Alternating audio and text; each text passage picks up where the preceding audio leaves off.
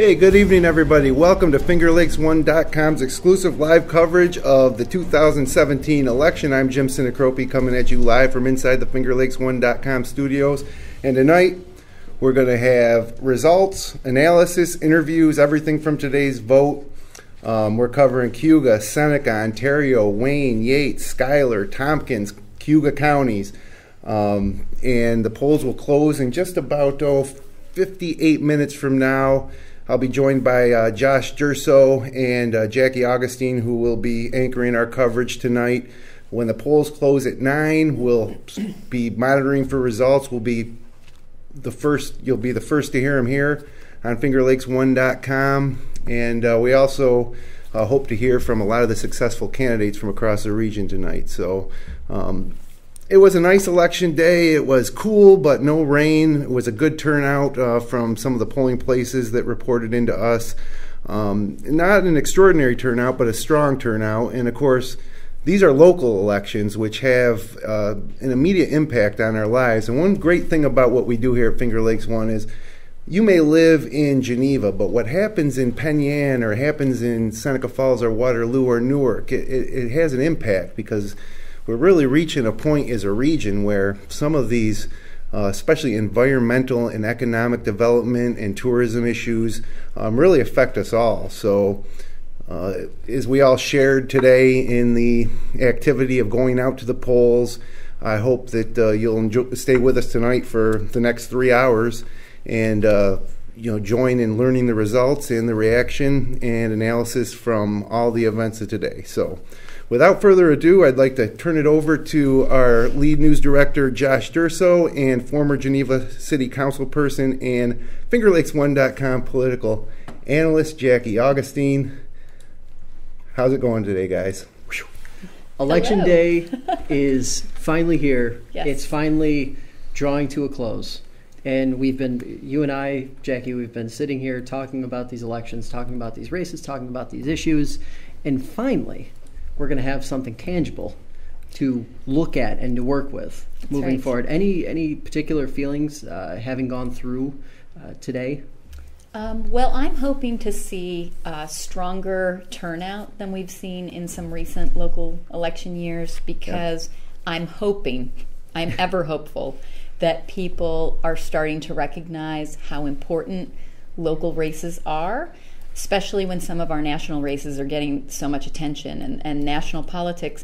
I think people need to really get the message that the tone you set about politics and the kinds of things you come to expect, they start locally, they happen locally. So I am always optimistic, always hopeful that we will be pleasantly surprised by the number of people who are exercising their civic duty and getting out to vote today. Because as Jim was saying, the weather wasn't bad. I was in Penn Yan this morning and there were some flurries. I have to report I saw snow. But by the time I got back to Geneva, things were clear. So no reason for people not to go out and vote tonight. So to that end, I talked to a few people throughout the region, and it kind of seemed like a mixed bag. So Tompkins County, from what I had seen, their unofficial reporting on turnout, it was really, really, really low, like less of 10%, which to me, even for local elections, is rough. But then you look at a place like Seneca County, and I was talking to some people here, and they said, well, turnout was actually above normal here. So it's kind of a mixed bag. Ontario County, slightly above normal was what I was told. And then also Cayuga County, it's kind of comical actually. They said it was normal, steady, and then one of the elections commissioners was quoted by the Auburn Citizen saying, it isn't deadly slow. Oh, no. So, it's a completely mixed bag. Right. You aren't really sure what you're going to get. But a lot of really sort of tough, polarizing issues that have really divided a lot of these smaller communities. So, but before we get into any of those, let's talk for a minute about the statewide propositions that were on the ballot this year. Really interesting stuff because two of them, voters, readers, listeners, whatever you want to call them, getting a little bit confused. And we talked about this on the Debrief podcast where we basically, broke both of them down. And then, much to my own dismay, some folks who I actually know were talking about the propositions yesterday on social media and completely butchering everything related to them. So that said, what is your feeling about the propositions now that election day is here? People have turned out, they have voiced their opinion. Has your opinion changed on where you think the results will fall down on these propositions? Well, I share your concern that people are confused about the difference between Proposition 1 and 2. Right. So Proposition 1 is a call to convene a constitutional convention. And that could, in theory, alter the pension system. Right. Proposition 2 is about allowing judges to strip the pensions of elected officials who have committed a felony that is related to their elected office. Mm-hmm. Somehow, people continue to think that those two are related and that the pension issue is a state pension issue and not just the elected officials. So I've been doing my best to try to tease out the difference, following up on our conversation on our last podcast. But I'm hopeful that people, what I'm hearing is that people do want to see Proposition number 2 pass, that there is consensus on that. So I'm hoping that the results bear that out and that we do see Proposition 2 pass. Proposition 1, I don't know. I've talked to people who are strongly in favor of it, who think that it is the only and the best way to get some really needed reforms of our very outdated and cumbersome state constitution.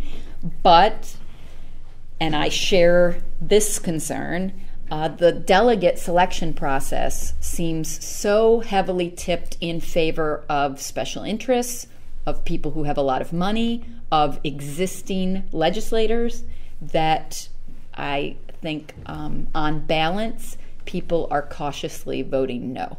Right. Now, I will say, I talked to a few people today who I would consider the average voter, not heavily invested in any of the topics, not really heavily educated on any of the issues in particular. They took everything at face value and just kind of went out and voted.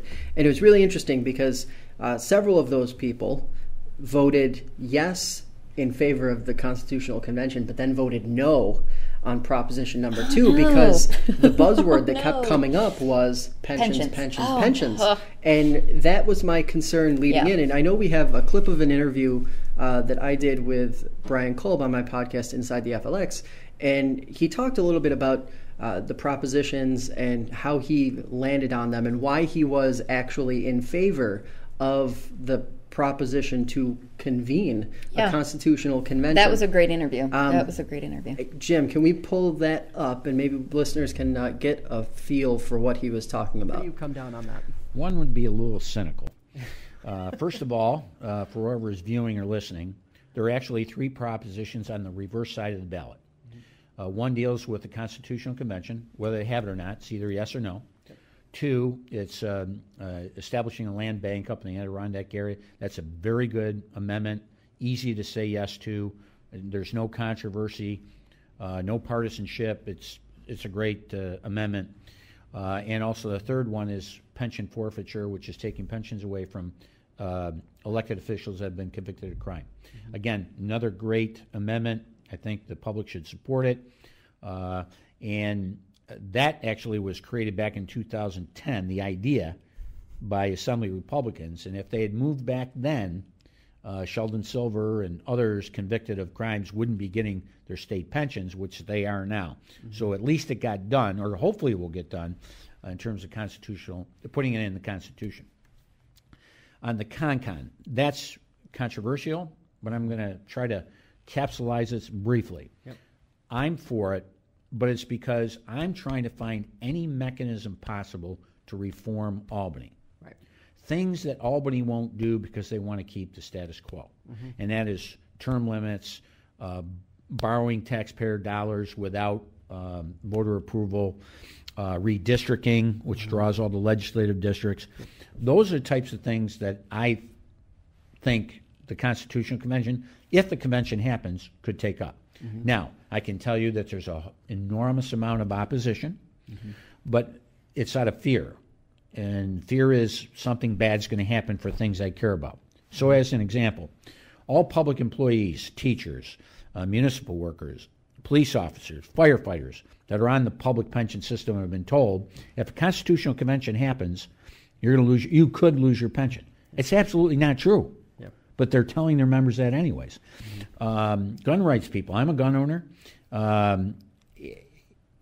Gun owners are being told, we could have another SAFE Act, only worse. Right. For open space preservation people, they're being told, you could lose our open space protections. So any status quo group is coming up with the single reason to their following out of fear to say no. So my view is, I have no skin in the game. I just are looking for opportunities to reform Albany. If the voters decide no, then they decide no. Right. But all I try to do is when I talk to people about the Constitutional Convention is educate them about what I know about it, what I think it is about, and what it could be. But ultimately, usually fear wins over hope. And that's really what you're talking about here. And the emphasis seems to be on the point that, it's a really lengthy process. It doesn't mean that the Constitution is changed just because of a yes vote now. But also there's a delegate selection process, and it's a very lengthy move. Realistically, how long would something like this actually take to play out, even if it were a yes vote in November? Yeah, it's actually pretty simple. And the voters get to decide all three steps. One, this November, Election Day, the yes or no to the convention. I'm just going to say if it happens yes, I'll keep going. Right. So that happens in November. Next year, there's an election process for delegates to serve at the convention. So that's 2018. And those are things that the voters choose, the delegates that they want to represent them at the convention. Yep. So 2018. 2019 is when the convention is held. And then whenever the delegates get together, have the convention, decide whatever they're going to propose to the voter, it comes back to the voters, and the voters get to decide whether they like the idea or not. So it's really a 3-year process from now. And it's deliberate, it's not rushed, and the voters get 3 swings at the bat, to borrow the baseball term. Yep. And the other thing is I've also introduced legislation because people would say, well, the same cast of characters are going to run the convention that are in the legislature and in Albany. I've actually proposed legislation to prevent that. You can't prevent someone constitutionally from running for an office, but you can prevent them from holding 2 offices. So my legislation says any elected official, state assembly, state senate, Congress, town supervisor, whatever, if you're holding that office, that's fine. But if you want to be a delegate, you got to give that up to be a delegate. Okay. And trust me, that will eliminate 99% of the people that would try to give up their conceivably their day job for a part-time convention that's only going to last probably 6 months. Right. Now, last topic before we get out of there. So there you go. Assemblyman Brian Kolb, Minority Leader Brian Kolb, did a really, really good job of explaining and breaking down what those propositions were all about, particularly the first 2 that were causing a little bit of confusion for voters. Now, you said something really interesting while we were in the break right there, while everyone was listening to that interview. You wish he had come out with that a little sooner. Yes. Talk to us. Go ahead. Well, I mean, this idea that he's sponsoring legislation to prohibit dual office holding is exactly what's needed. And I think that had that come out first, and had he been successful in getting that prohibition, so basically, like he explained, what it would do is it would say, if you're currently holding an elected position, say you're a state senator, and you decide you want to be a delegate to the Constitutional Convention, that's allowed. Right. But if you do that and you get elected, you've got to choose. You can't do both.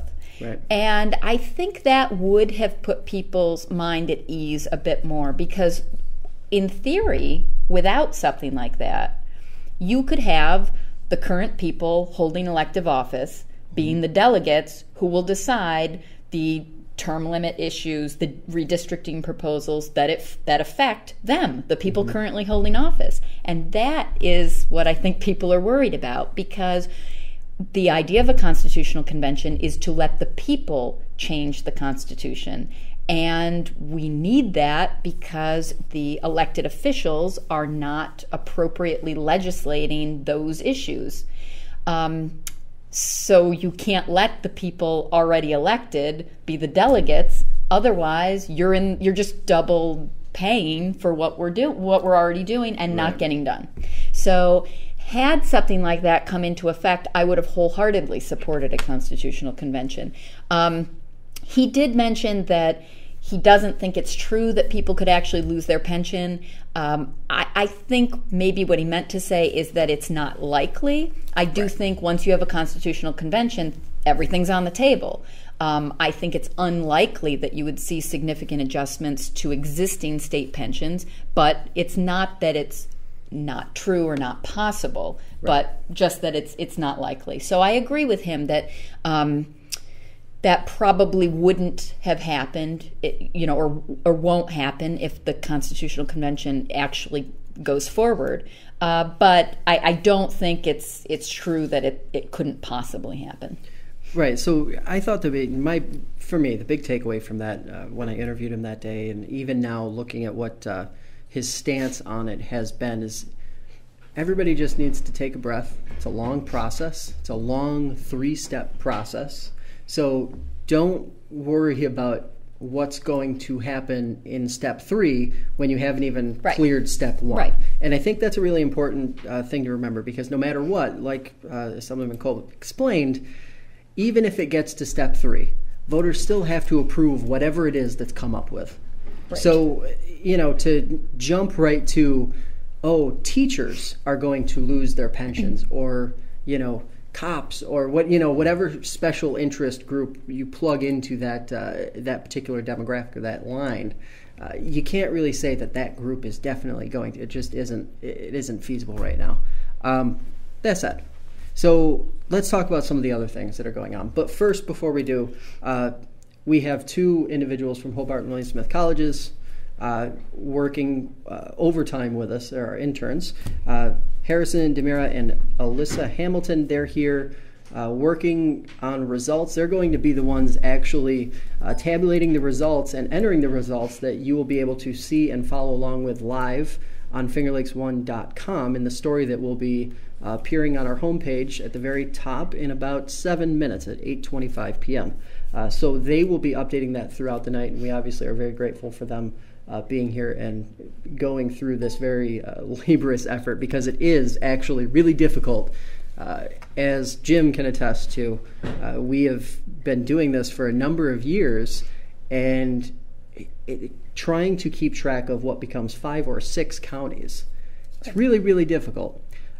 So with that being said, Jackie, any issues in particular, before we jump into some of the specifics, what are sort of some of the big issues that you've been watching closely here in the Finger Lakes that you think voters are really, really, really thinking hard about tonight? Well, I think clearly the environmental issues, and that's something that Jim was saying in the intro. We are definitely seeing that the environmental concerns are multi-county. We're seeing that a lot in Seneca County races in terms of the landfill, in Ontario County races in terms of the landfill, and also Seneca Lake water quality. We're seeing that. I was just checking, and some people are saying that the turnout in the town of Hector has been really high, and that's related to issues related to gas storage, to pure water. So I think that the environmental issue really is kind of the referendum vote in this particular round of local elections. Mm-hmm. And people are looking for candidates that they can trust to not just vote one particular way, but who can have a command of what's at stake and can actually look at what some of these proposals, some of these business interests might be, and be able to legislate in a way that's responsible. So let's talk about a couple of those big environmental issues. Obviously, let's start at the south end with the sale of U.S. salt. Right. That was I would say that was probably one of the most interesting headlines that came out of the last 3 weeks leading up to the election, beyond the renewal of the Part 360 permit for Seneca Meadows. That said, though, it was really unexpected because no one expected Crestwood Midstream to actually shell off any part of what they owned at the southern portion of Seneca Lake. Now, what we learned afterwards was that they sold off U.S. Salt, but retained their interest in potentially storing LPG underneath Seneca Lake, which is the entire environmental argument right there. That is where it's centered on. My feelings have been very specific about this throughout I don't see the economic impact of adding a couple jobs and what winds up being around $30,000-$40,000 in economic impact, trading that for potentially risking all of Seneca Lake. And that means every single community, every single business, every single entity that exists around it. And that goes all the way up to the northern end in Geneva. Right. And I thought it was really interesting because this was one of those issues where you did see a lot of engagement from the northern end of the lake. Ontario County was not shy about saying, whoa, this is not something that we actually want. Your thoughts and just sort of what you thought of that news in particular when that broke. Yeah, well, in one way, I actually think it's somewhat encouraging because one of the arguments that Crestwood had been making, well, one of the threats, I'll say, that they had been making is that if their interest in storing LPG were to end, if they were denied a permit to operate and not allowed to do that, that they would lay off U.S. salt workers and that we would see, they would have to shut down operations. I never understood how the two operations were related, and this, I think, actually makes clear that they aren't, and that threat was really an empty one. However, it is concerning that they are reading the political landscape at the state level and maybe even at the federal level in such a way that they think it's still worth retaining that particular interest. So I definitely think that's something to keep an eye on. I know that the groups that have been active in opposing this continue to be so. They were just in Albany again. They had a very public press conference. They met with a lot of legislators. So they're not letting up. And I'm glad they're not letting up. And you're right. I mean, it does affect so many people, not just the communities that are actually on the shores of Seneca Lake, but every surrounding community that draws its water from Seneca Lake or in some other way has an economic tie, to the livelihood of the lake and lake-related businesses. So it is a big issue.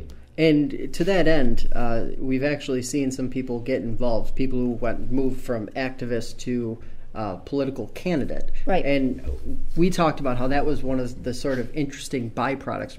We saw it happen in Schuyler County. We've seen it happen in Seneca County, here in Seneca Falls, and also in Waterloo, as a matter of fact. But just to that end, do you think that's sort of what's necessary to get people really involved and really starting to think about their local government as something that needs to be? You need to have the right people making decisions on a daily basis for these communities. They are, even in the smallest sense, multi-million-dollar entities that need to be managed properly. Right. Well, I mean, what's particularly encouraging to me, so you talk about a candidate like Joseph Campbell, who's running for Schuyler County Legislature. His platform, right, the way that people know him is through his work in opposing the gas storage. Right. So I think that yes, it's not even so much that having him in that seat is necessary to affect the outcome of that issue. I think that what it shows is he knows how to get information out to people, and I think that's the first job of elected officials, is to gather good information and disseminate it. I think this idea that somehow legislators are there to just receive feedback from people who are supposed to do all the legwork themselves is wrong. So I think the more active your members of public office can be in making that dialogue a two-way communication, the better. So I'm very encouraged by seeing people like him jump into it and say, all right, it's one thing to organize, it's another thing to organize and then bring that voice to the table and bring that information more, out into the community. Right. So the other big news, obviously, then, as we alluded to, the DEC renewal. So, Right. 8-year extension. It was seen as a win, loss, and draw, depending on who you talk to. Basically, some people thought it was the best case scenario. They weren't sure there was enough to get an outright denial.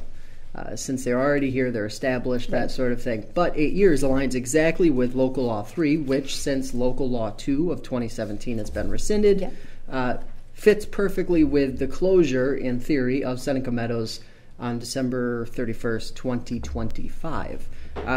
Reaction to it, but do you think that this is, because the interesting part from my perspective is that Seneca Meadows has continued to push out literature over the last several weeks, being totally opposed to Local Law number 3, and even asking for residents to call the town board here in Seneca Falls and say, hey, rescind this, undo it, figure out what you have to do. But the courts obviously have made a decision on the way the town proceeded the first time, so if they went through it again, they would have to actually go through a lengthier and more precise process this time around.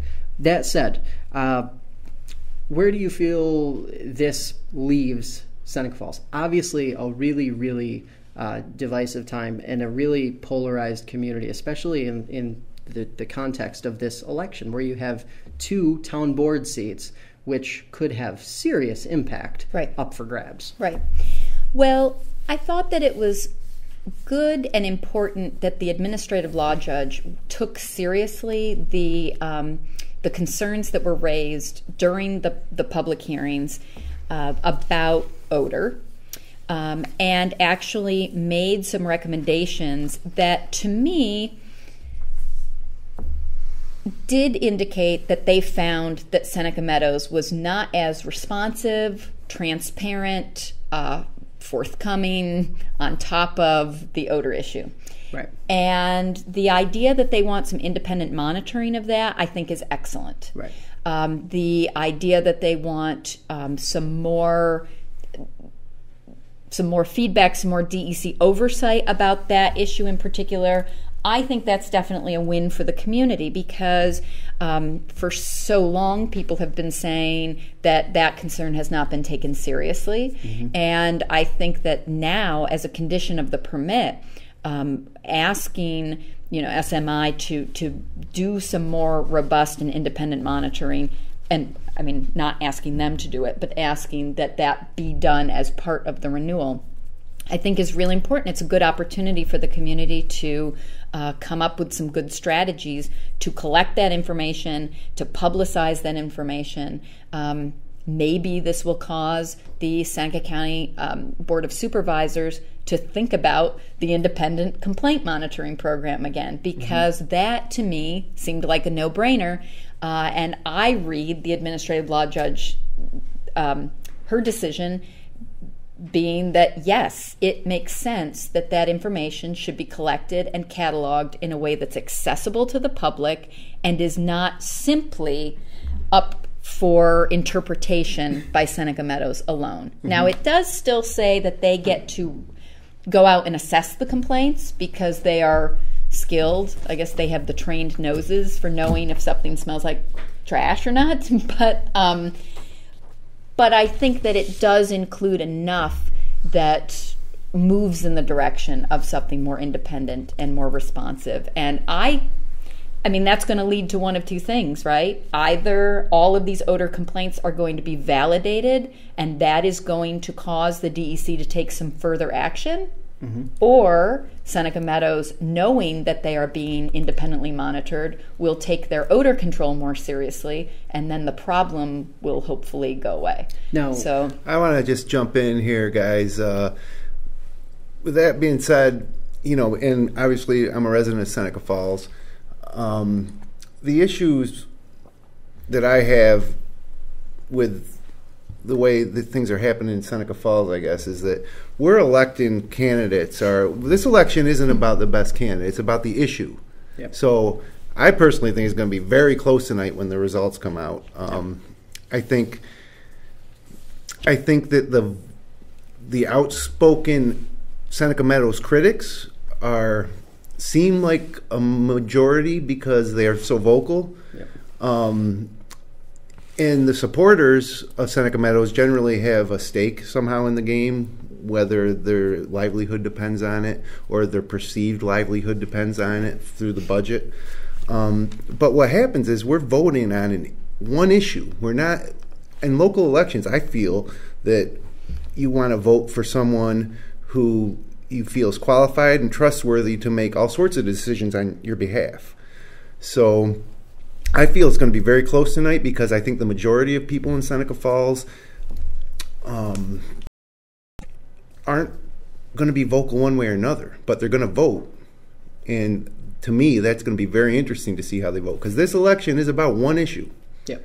So whether it's the Doug Avery and David DeLaylis contingent that wins, or if it's the Razika Turkett candidates that win, it's going to be about that one issue. It's not going to be about which candidate we feel is the best to lead Seneca Falls, I think, in all issues. That's concerning to me a little bit because that's one issue. We have tons of issues in Seneca Falls, as most communities do.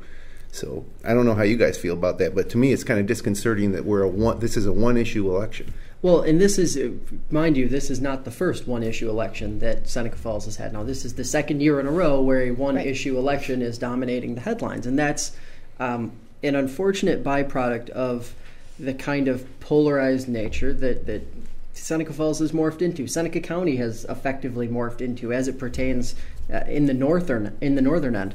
That said, you mentioned something that I want to actually jump to. We have a clip of an interview with Doug Avery, who talked a little bit about the transparency in government. And I think with some of the various things that have happened in Seneca Falls, that's a really important topic to kind of discuss. And we'll talk more about it on the flip side, but have a listen.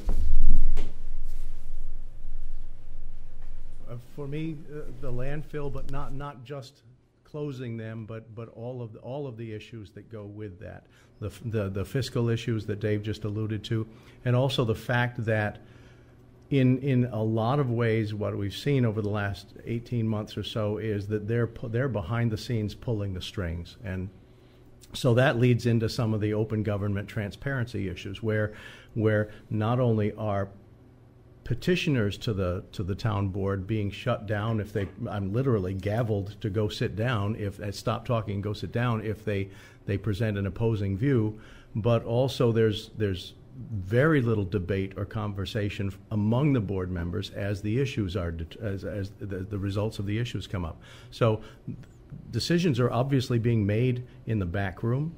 The supervisor has a block of votes that basically gives him what he wants, and he's excluded everybody else from the decision-making process.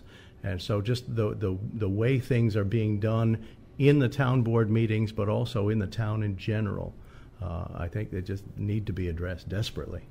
Now, obviously, you alluded to it a little bit there, the polarization side of it, how divided people have become. Is that something that you guys see as really needing to be addressed in the coming years?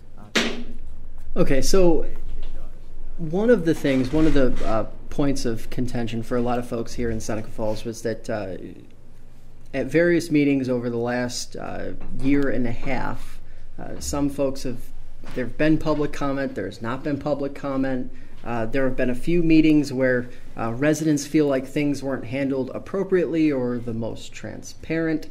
And you talked a lot about this on our podcast a bunch of times. But these are the kinds of things that people are left thinking about when they go to the polls. And to Jim's point that he made before, it isn't actually an issue. It's something that it should be the furthest thing from the mind of anyone. Right. Because you should be thinking about things like economic development. You should be thinking about things like what is going to actually happen to the tax base in the future, and what is actually going to happen to assessed property in Seneca Falls. You shouldn't be thinking about or you shouldn't have to think about Right. how transparent a government is being. It should just, by definition, be transparent. I agree with you, but I let me play devil's advocate. It's not really, though, because I actually believe this. But so let me just say this about what Jim was saying.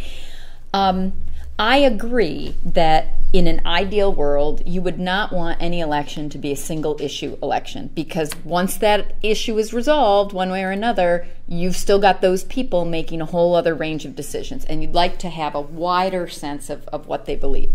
That said, given Seneca Falls' political climate and what has been happening and what we just heard Doug talking about in that interview, you have a situation where people don't feel that the government operations have been transparent, have been accessible, have been conducted in a particularly professional way.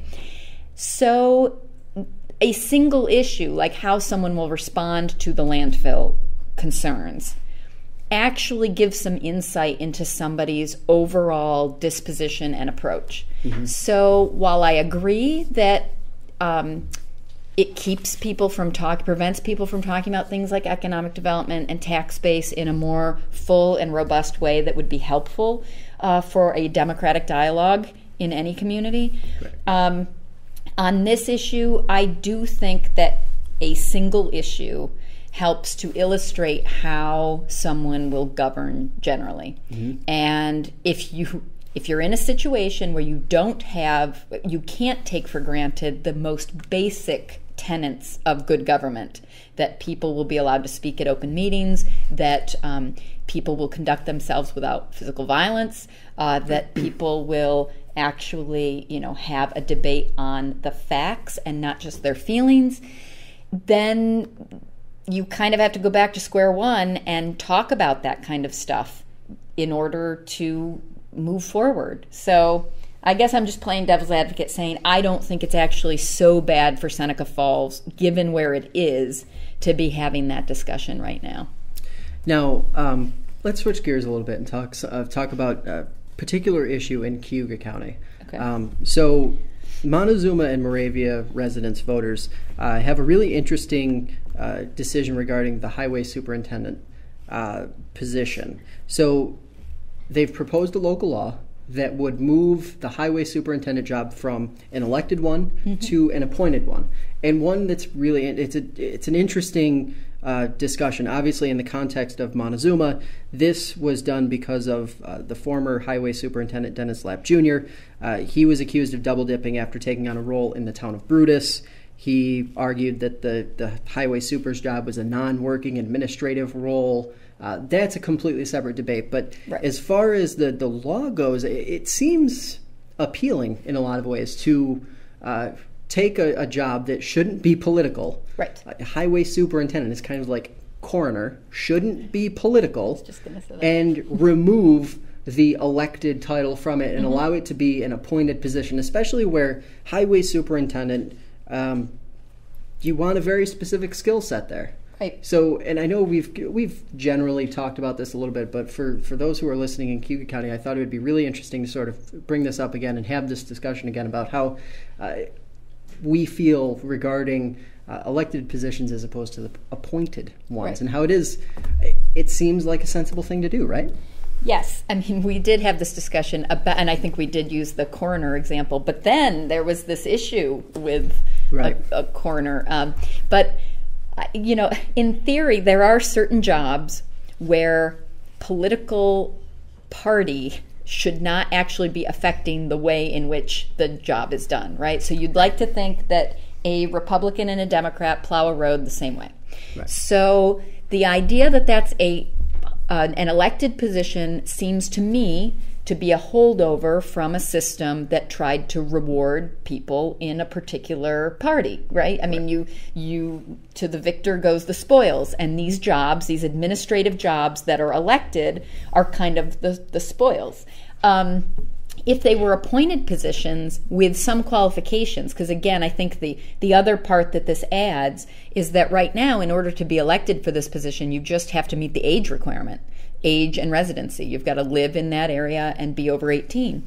But if this is actually a job that requires a set of skills and needs to be accountable for actually carrying the job out correctly, then I think it should be appointed. Right. So that, I think that would be a move toward better government to make that kind of change. Well, and then the interesting part of this debate, the best that I could find going through the budgets in Montezuma and Mence, basically you're talking about a position that pays roughly $8,000 and change. Really, really, really difficult to find good qualified candidates to fill any position for $8,000 as far as an annual salary is concerned. Yeah. And unfortunately, we've talked about this in the context of politics in general and municipal management in general. Mm-hmm. When you talk about people having to fill really important roles and really not being fairly compensated for the responsibility and the weight that's on their shoulders, right? It kind of begs a question about who's even able to participate in that game. You know, people talk about politics being a game. Well, you want to talk about a game for the elites. If you can afford to take a massive pay cut and only earn a few $1,000s a year, then that really narrows the field of who's participating a great deal. Right. Or on the flip side of that, some of these elected positions, like for example, Geneva City Council earns about $4,000 a year for being on City Council. You also run into a situation where you have to wonder if somebody really wants the job that badly for the compensation. That draws a different group out. Right. So that's a larger conversation about how people should be compensated for government work, because you're right. If it were up to elected officials alone to competently manage their jurisdictions, their municipalities, I have to say, I don't think Geneva would be where it is if we did not have a full-time city manager who is compensated at an adequate rate.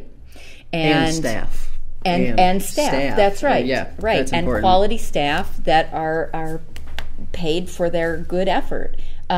So it's a totally different model if you want elected officials who are qualified and competent in seats. You're right. You're not going to find a lot of people who just say, hey, I'll leave everything else I'm doing and just kind of donate my time to the community. They should, I wish, but that's not always the way it goes. And just as a heads up to our listeners, for those living outside of Montezuma, that race involves Dustin Roach, a Democrat, facing off against William Futtrell, a Republican and conservative. Obviously, the race itself would ordinarily highway superintendent race. It's completely uninteresting. But because of the context of also having this sort of ballot measure on the table, it makes it interesting. Yeah, and no offense to all the highway superintendents out there. Yeah, we need you, especially with winter coming. We need you badly. So let's take a quick break. And when we come back, we'll talk about another issue, and then we will be approaching within a few minutes of when the polls will close, and we'll be able to finally start to see some results. Great. We'll be back.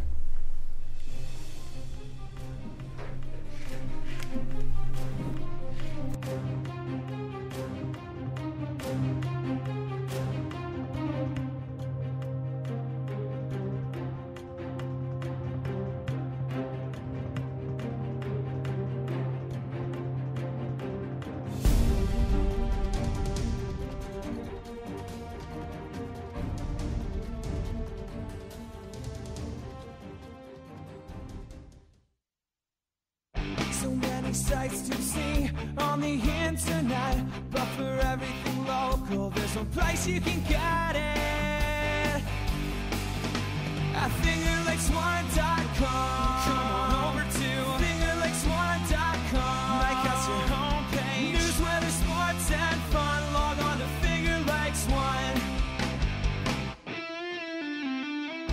Local news from over 40 sources, custom local weather, over 10 hours of live broadcasts and podcasts every week on your computer, tablet, television, or smartphone. 24 hours a day, 365 days a year. www.fingerlakes1.com. Come on and join the fun. Log on www.fingerlakes1.com.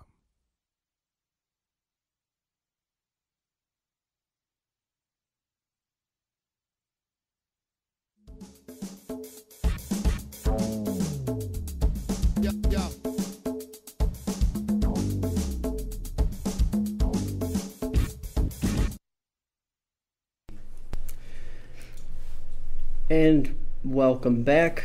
We are here in the fingerlakes1.com studio. We're going through the process here, getting closer to polls closing time. That is 9 o'clock. It's 8:47 right now. That means 13 minutes.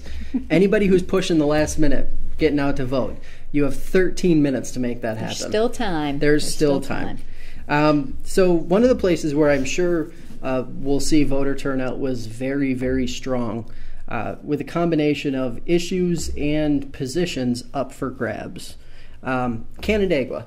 So the really interesting issue, voters in Canandaigua had the opportunity to alter the city's charter, which isn't something that comes up every day. In fact, it's something that hasn't been altered in decades.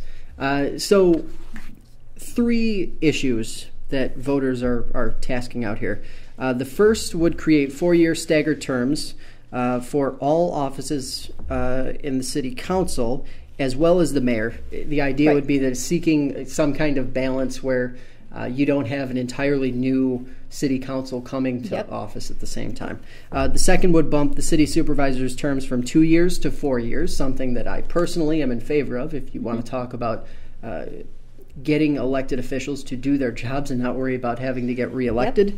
And then the third would clarify a bunch of laws and essentially clean up things that haven't been cleaned up since roughly 1969. Something that probably every community in the Finger Lakes could use as far as breaking into the town code and whatnot. That said, where do you sort of come down as someone who served in a city government? Is this a big deal?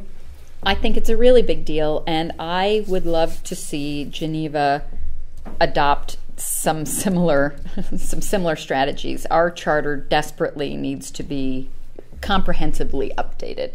And I wholeheartedly support this idea of staggered terms, because what you see in Canandaigua and also in Geneva is that you've got the entire council and the mayor up every 4 years. I mean, different Canandaigua, but every 4 years. And in theory, you could end up with a whole set, 9 new faces, no one with any institutional memory, even of something simple like how to run the meetings. And it's difficult. It's hard. There's a steep learning curve to local government. And you really, I will say again, the issues that most directly and immediately impact people's lives happen at the local level. I understand that people think local issues are less sexy than national stuff, but I'm telling you, if you want to see quick and important immediate change, it's right in your own backyard. And I think that the concern of having an entirely new council come in is that you could seriously not only lose momentum on key projects and initiatives, but you could actually see things reversed in a way that it would take a long time to recover from. So I've always been a fan of staggered terms, and in fact in Geneva, one of the barriers to that is that in order to get staggered terms, you have to kind of agree that a couple people are either going to truncate their current term, right, and allow themselves to come back up for election sooner to extend the term, or you have to allow some people to stay over the initial term they were elected for. And both of those have not been things that people could really stomach. And it doesn't work if you just get one, right? Like when I said, sure, I'll do it. I'll go out early and try to get back in again. But that, it didn't really gain any traction. But it's definitely necessary. Now, of course, you've got a city supervisor seat in Canandaigua. You've got 1, 2, 3 city council seats up for grabs at least, and then you've got a couple uncontested races too, I believe. How important is that experience factor? Because you said you may run into a scenario where you could conceivably have no one in city council, and this goes really anywhere, having no idea how to even conduct a meeting. And a lot of people might be listening saying, oh, that's ridiculous. But you'd be surprised, as a member of the media, when we send out questionnaires to candidates, you'd be surprised how many of the responses to the question of why are you getting involved run something along the lines of this, and I'm paraphrasing, I really want to learn about government, and I really want to learn about the position. Right. I agree. To a certain extent, there is, as you said, a steep learning curve. But at the same time, that isn't the vote of confidence that people really deserve when it comes to those important jobs that do require a lot of know-how and a lot of experience just to navigate through the job on a day-to-day basis.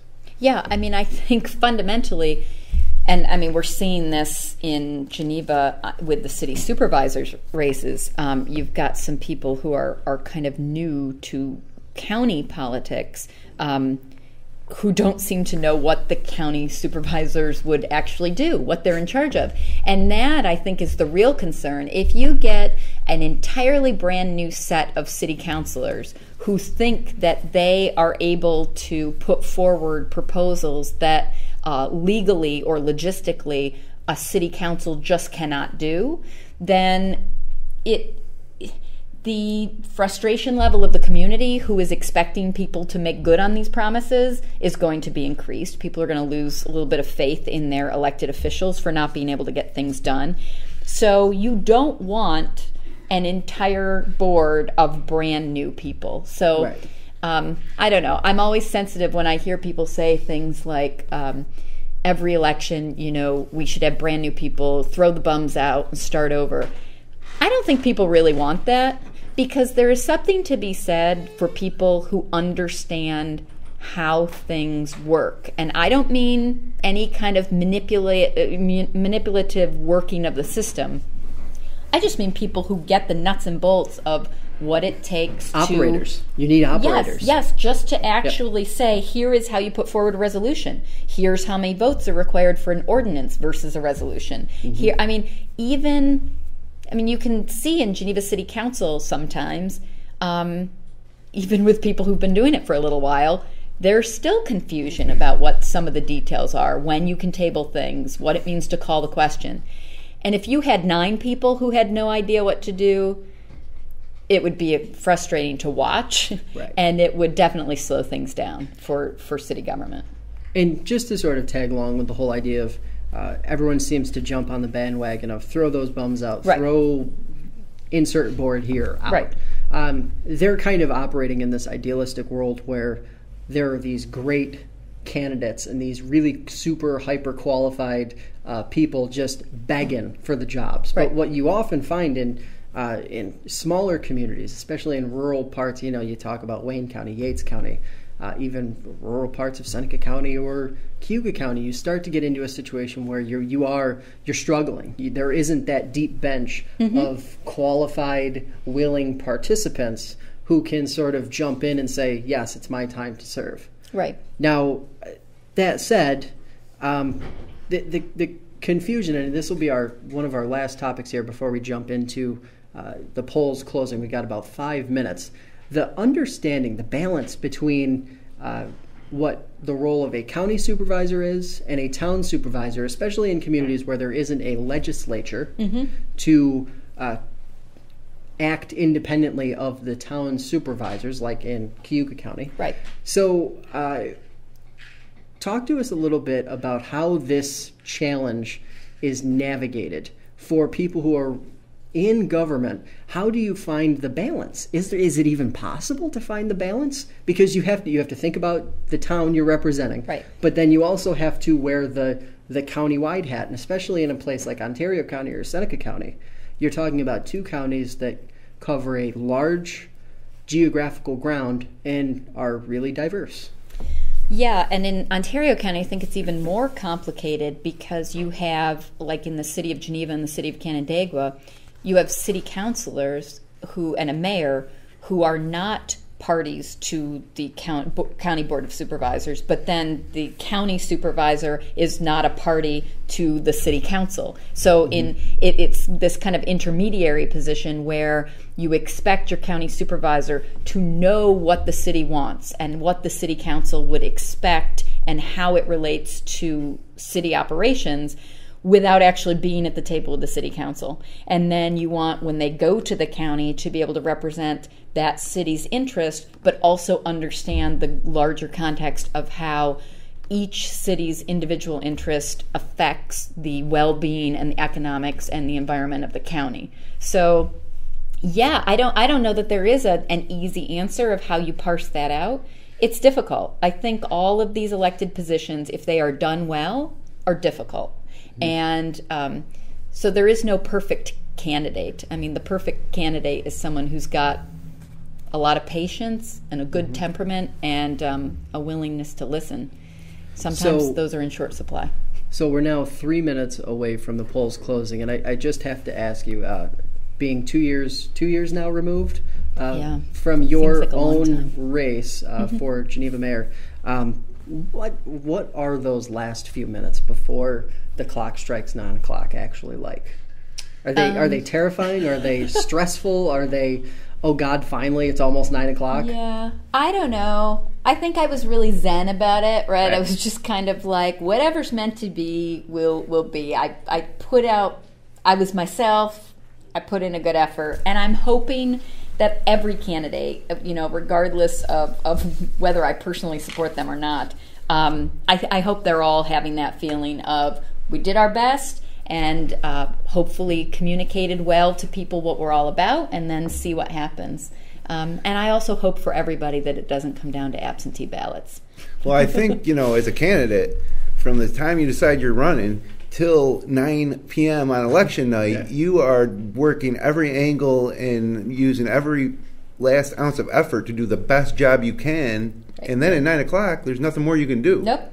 Like you can stand 100 feet or 1,000 feet from a polling station at 8:58, but once 9 rolls around, it's over. It's out of your hands. The votes are in, and then you just have to wait. And that, to me, seems like it must be excruciating for that 10, 15 minutes to 30 minutes from when the polls close to when the results start coming in, because you have no idea. You can think, you can get a feel, but until those solid numbers come in. So, and that's what's exciting about what's about to happen here is we are going to be flooded with results. Right. And we're less than a minute now from the polls closing. And that's really one of the interesting things, because in a lot of these small communities, the number of votes being cast, the margins are so small that absentee ballots almost always come into the equation. Yeah. And when you see, especially when you have question marks about what turnout is like, is that more stressful? Is that added stress on top of that if you aren't sure if it's a strong turnout? Yeah, I mean, everybody is looking at those the polling places maintain a list of who's coming to vote. Right. Everybody's looking at those and trying to read the tea leaves and figure out, were those my supporters or were they my opponent's supporters? But you just don't know. You don't know till it's actually tallied up. Secret ballot. Right, and we just had some shots from polling places, which now the polls have officially closed. It's over with. So here we are. The results it'll take 15, 20 minutes before results at least, and they'll vary by county. Some counties will come in strong, some will be delayed. I remember, I think it was last year where we waited on Yates County till almost we got off the air before we started getting results. Maybe that was 2 years ago. That was last year. It was about 11:30 before they had their results. However, Yates County has promised a quicker turnaround this year. I see they're using a new system. They should have a more expedient process. This would be a good time, I think, to toot our own horn a little bit. So this is the 6th straight year of Election Night Live, and it's grown every year. I can see right now we're over 100 viewers, and usually what happens is that first hour it grows and grows, and then after 9 hits, it exponentially, the viewership increases. So it's exciting to see how many people are tuning in right now, waiting for the results. But I get frustrated sometimes because there'll be a particular race, and one of my friends might say something like, I don't even know, who to vote for in this race. I don't even know what they stand for. I'm like, well, have you been to FingerLakes1.com? Because Josh had each one of those candidates in studio for a half an hour, and they talked extensively about their platforms. And so I think that, unfortunately, sometimes the political content that we post on Finger Lakes One isn't the most popular. It's not as popular as a violent arrest or a car crash, or a lot of the content that we post. But I think it's the most important. I think we do a great job. Josh, you specifically do a great job of informing the electorate, and whether they choose to take advantage of that and watch some of this content or read some of this content is out of our hands, but we put it out there. Right. So I think you've done a great job over this past couple months. So I wanted to tip my hat to you. But that said, so that kind of leads me down the rabbit hole that I tend to go down every few weeks, especially during election season. So we have to have candidates that are willing to participate, right? So last year it was a really, really big deal for us when we were able to actually host the only three-man debate for the 54th district. And that was a big deal because all of the candidates were willing to take part.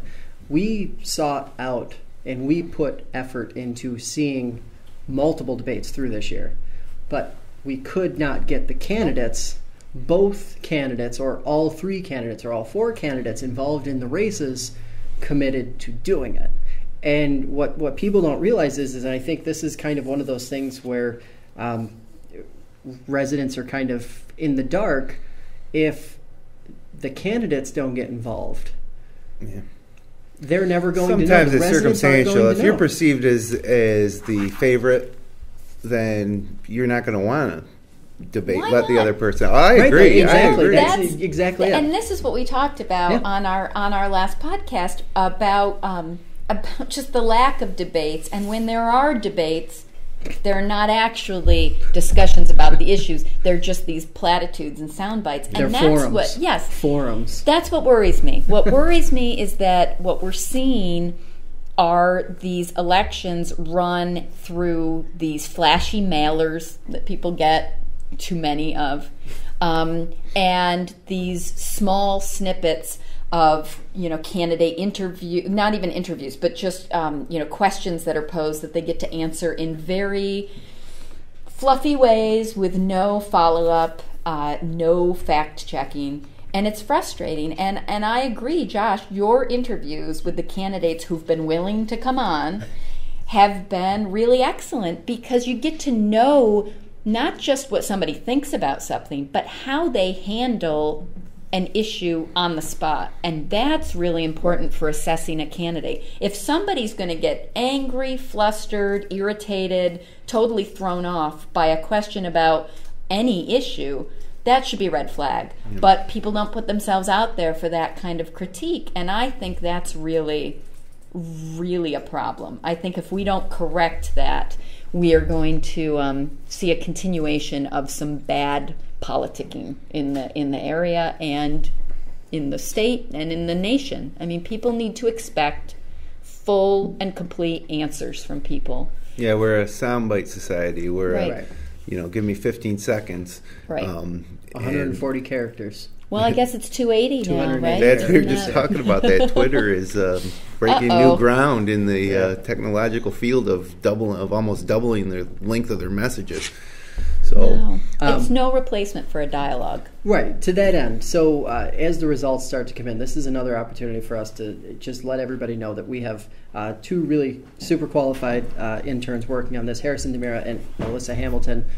They are going to be tabulating results, entering results into a spreadsheet, which will be immediately transposed to fingerlakes1.com, which, by the way, you can see right now. Go to fingerlakes1.com. If you have us open in one window, scroll down the page a little bit, and you're going to see election results. And you will literally be able to follow along with the results as they're coming in right with us and you will see every single contested race that's happening in the Finger Alyssa's a Lakes. Penn Yan grad, right, Alyssa?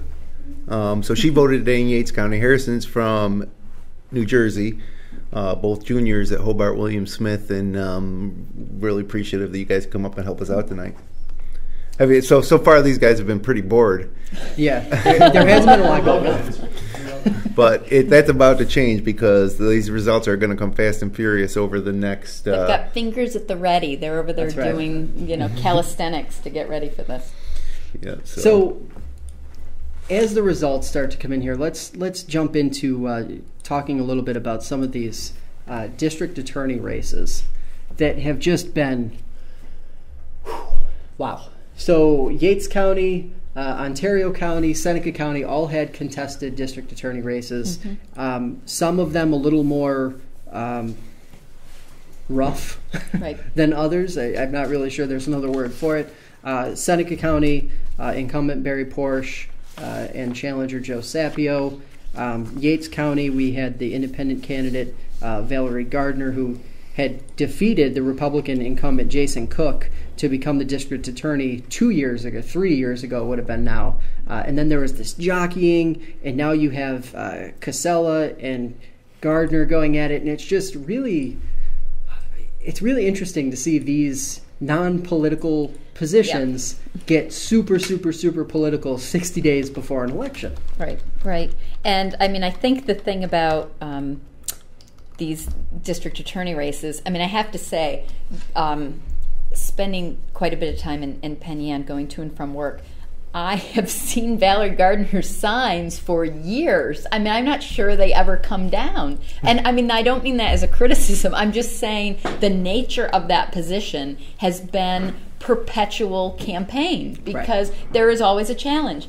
And it just kind of surprises me that it's that contentious. Okay, so let me quickly give our listeners some context on that one because, as I alluded, Gardner defeated Cook, and then she ran for Yates County judge and lost to him for Yates County judge before her term was up, and now is running again for her term again.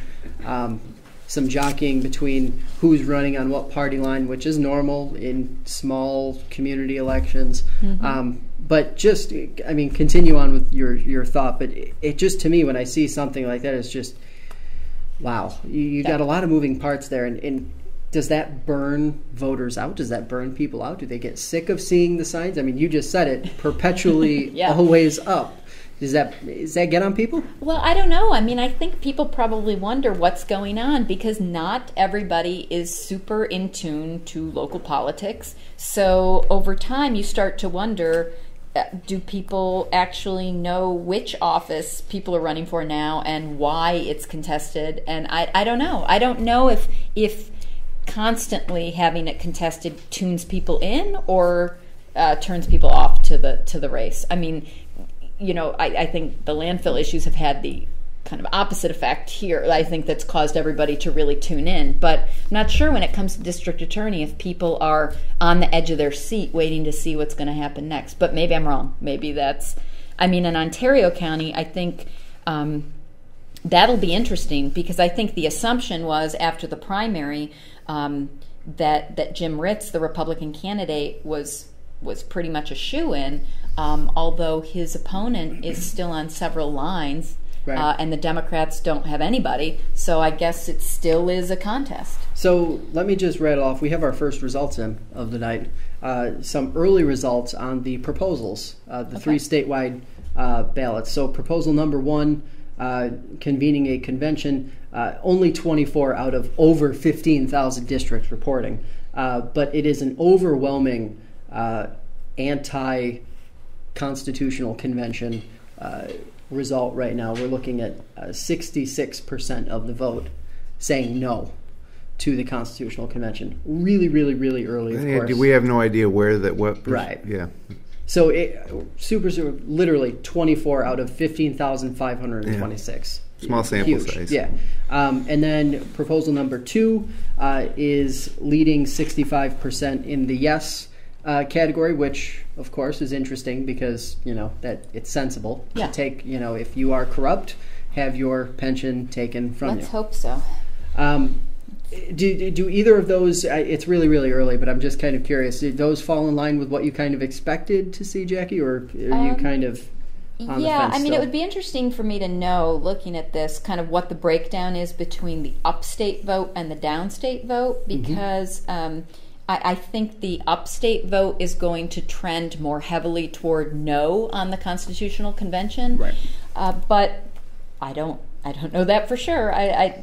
So this, I won't say I'm surprised by it. I guess I'm hoping that Proposition 2 that could strip pensions from people who are convicted of corruption, I hope that passes by a wide margin. I'd like to see it 99%, but Who votes against that? Well, Like, the corrupt, legislators. the corrupt, and their supporters. The people who have been the people who have been confused by the fact that I think that is it. It's pensions people who keep think it's coming any up. pension. Right. Exactly, it keeps coming up, and they think by voting yes on that, you're going to take a retired teacher's pension away from her. Well, it's funny because the Constitutional Convention for years always, years you just hear about, New York State government so bad, or from everything from the gerrymandering to the 3 men in a room, and now there's a chance to really take a look at things and reinvent things here in New York State, and the unions, whether it's the teacher,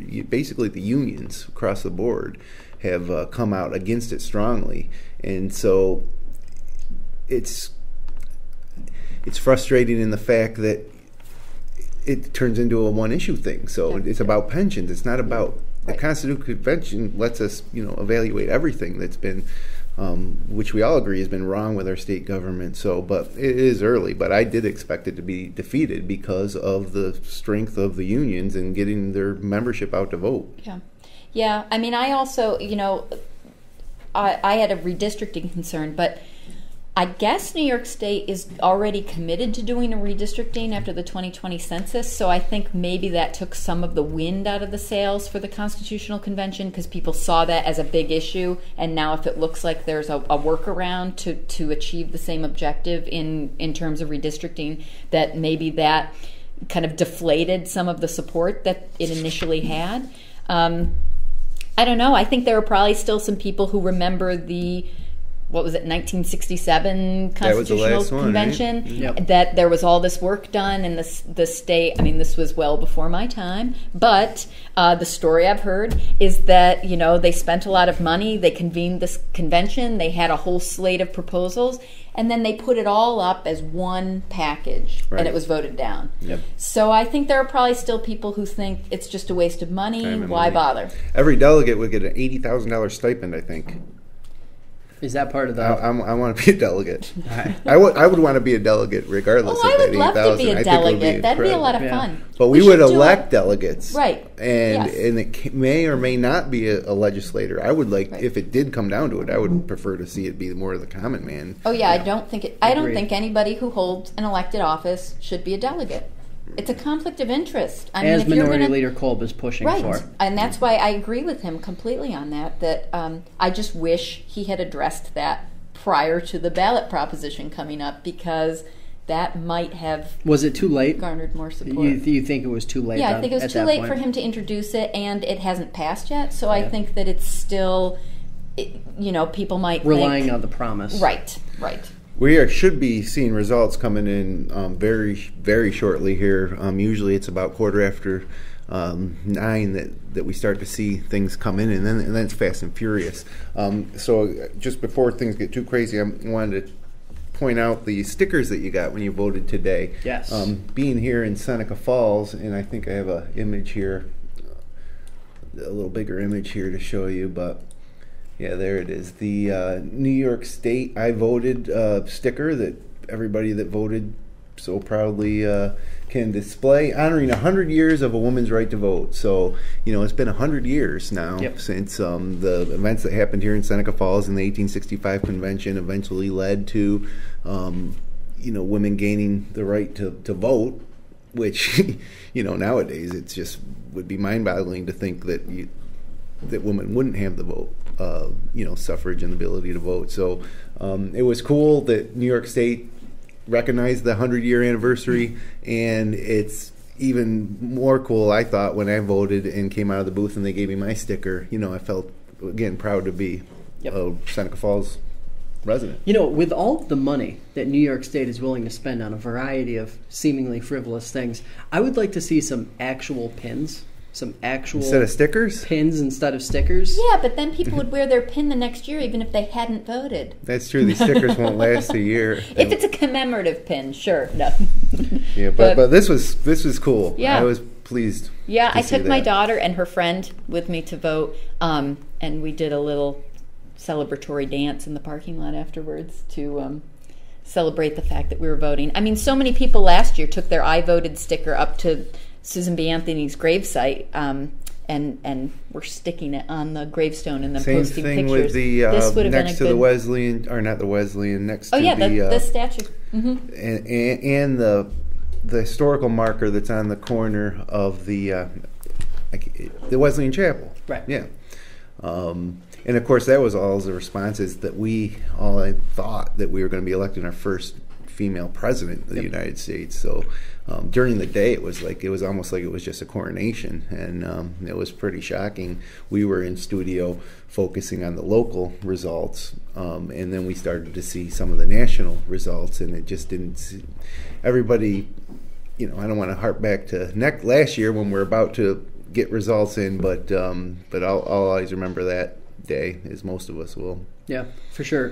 Now, we do have just under 1,000 districts reporting on those proposals, on the statewide proposals. On proposal number 1, the margin is still pretty large. It's a 68.97% rejecting the Constitutional Convention.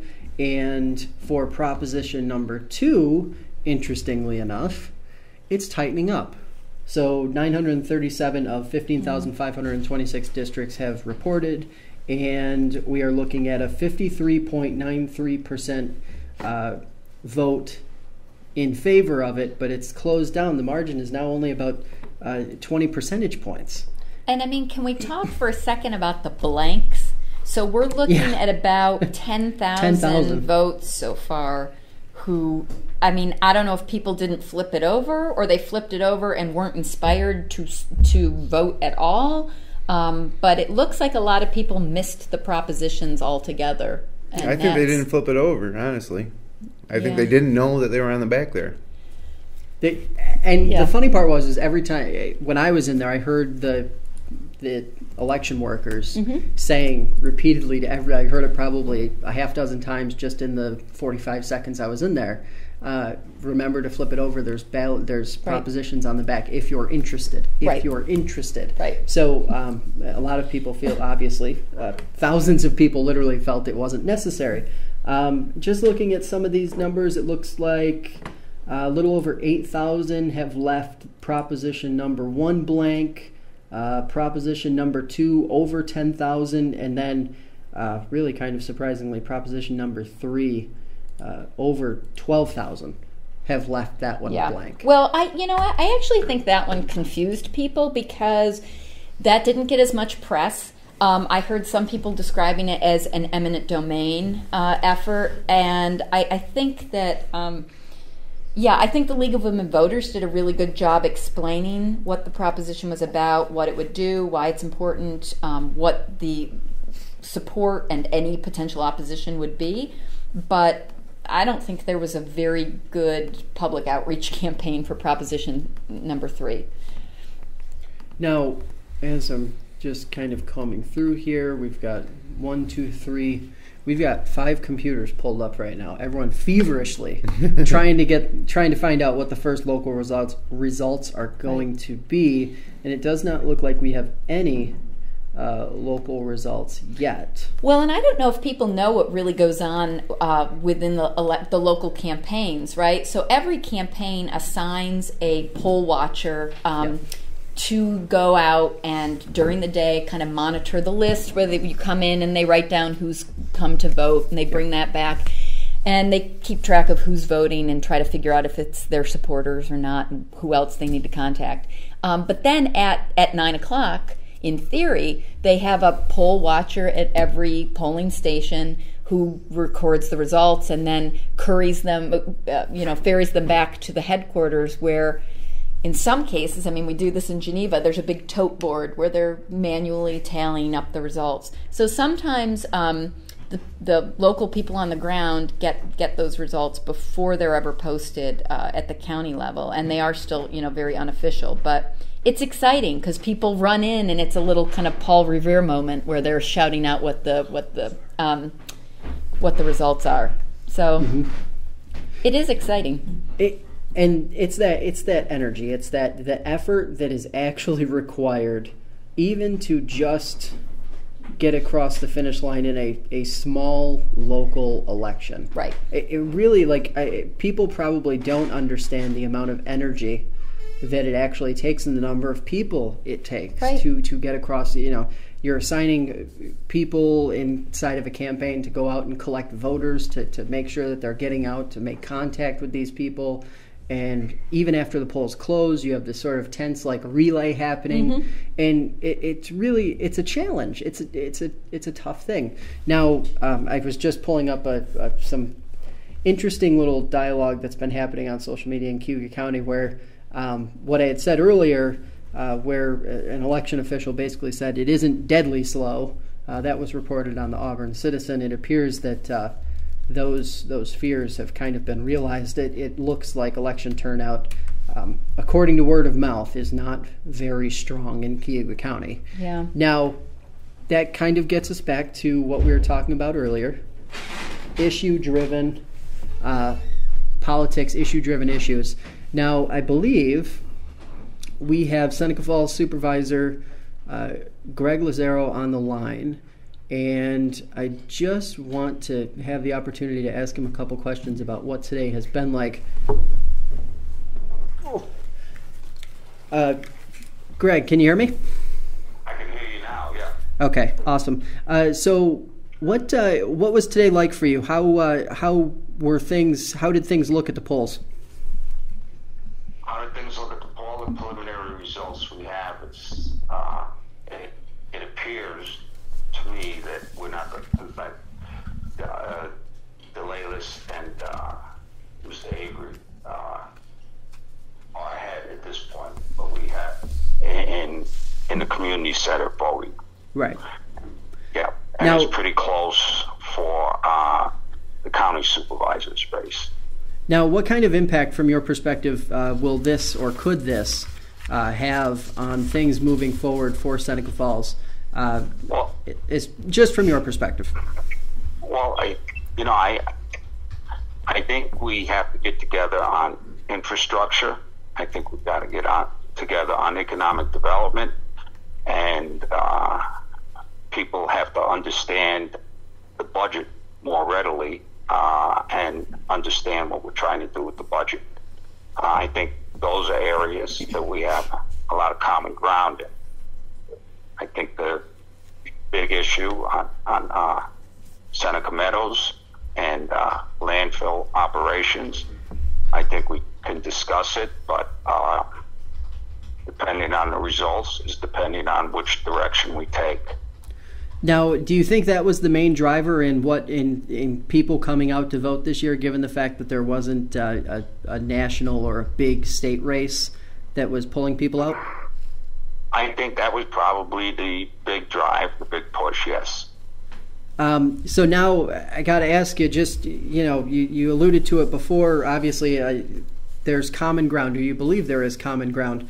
What are your goals now for the administration moving forward? Obviously, these results, none of these results are official. We have absolutely no idea what the concrete results are going to be, but what are some of the goals, and will your goals change after tonight's results, whether they turn out one way or the other? Well, I have a philosophy of government. I don't think that's going to change. I believe I've done the right things in being in open and honest government. Again, I'll have some people disagreeing with me. I think I can still continue to manage the meetings like I have. I think my statements on the podcast were very positive yesterday.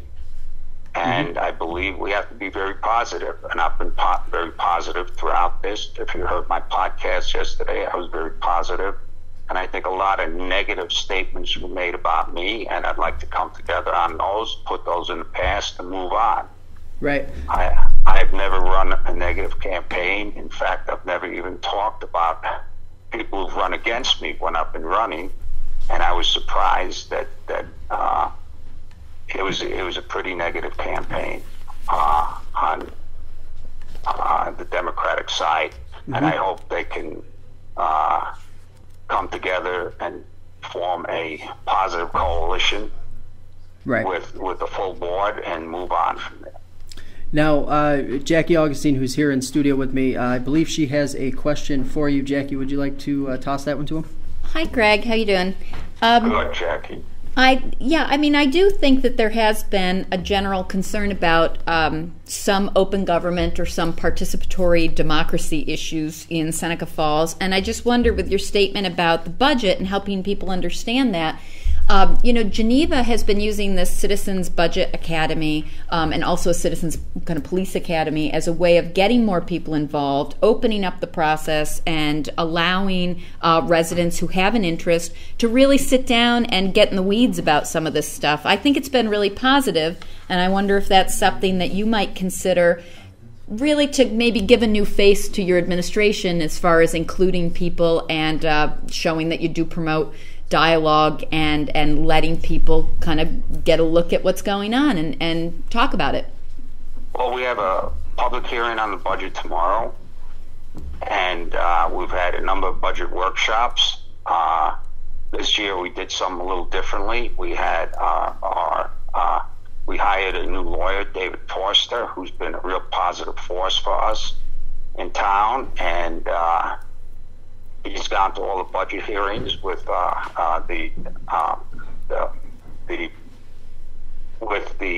budget officer, and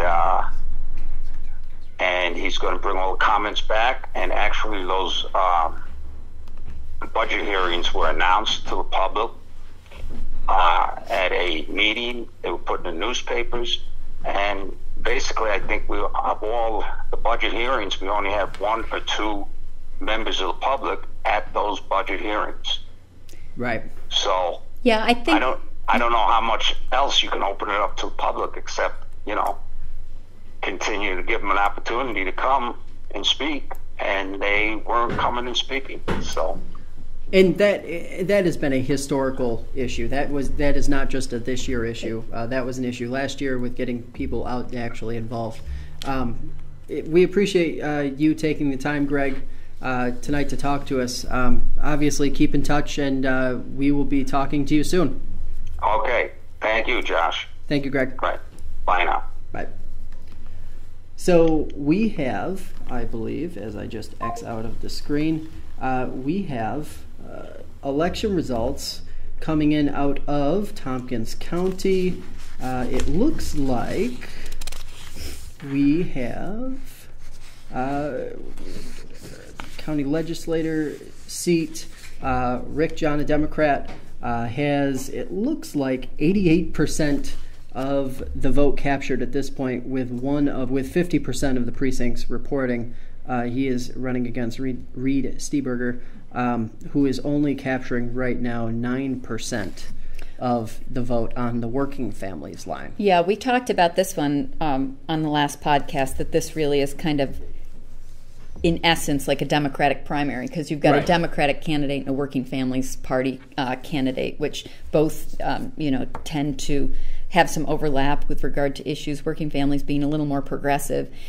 So I'm not completely surprised by that outcome. And similarly, a little closer race for District 12 in Tompkins County legislator, Amanda Champion, a Democrat and Working Families candidate, has basically got 58% of the vote locked up right now, with 33% of the vote in against Jennifer Carius, who is running on one of those, we discussed them at length a couple weeks ago, these parties that pop up that aren't necessarily your traditional parties, but Right. are just sort of created that year, and then they go back out of existence the following year. Yeah.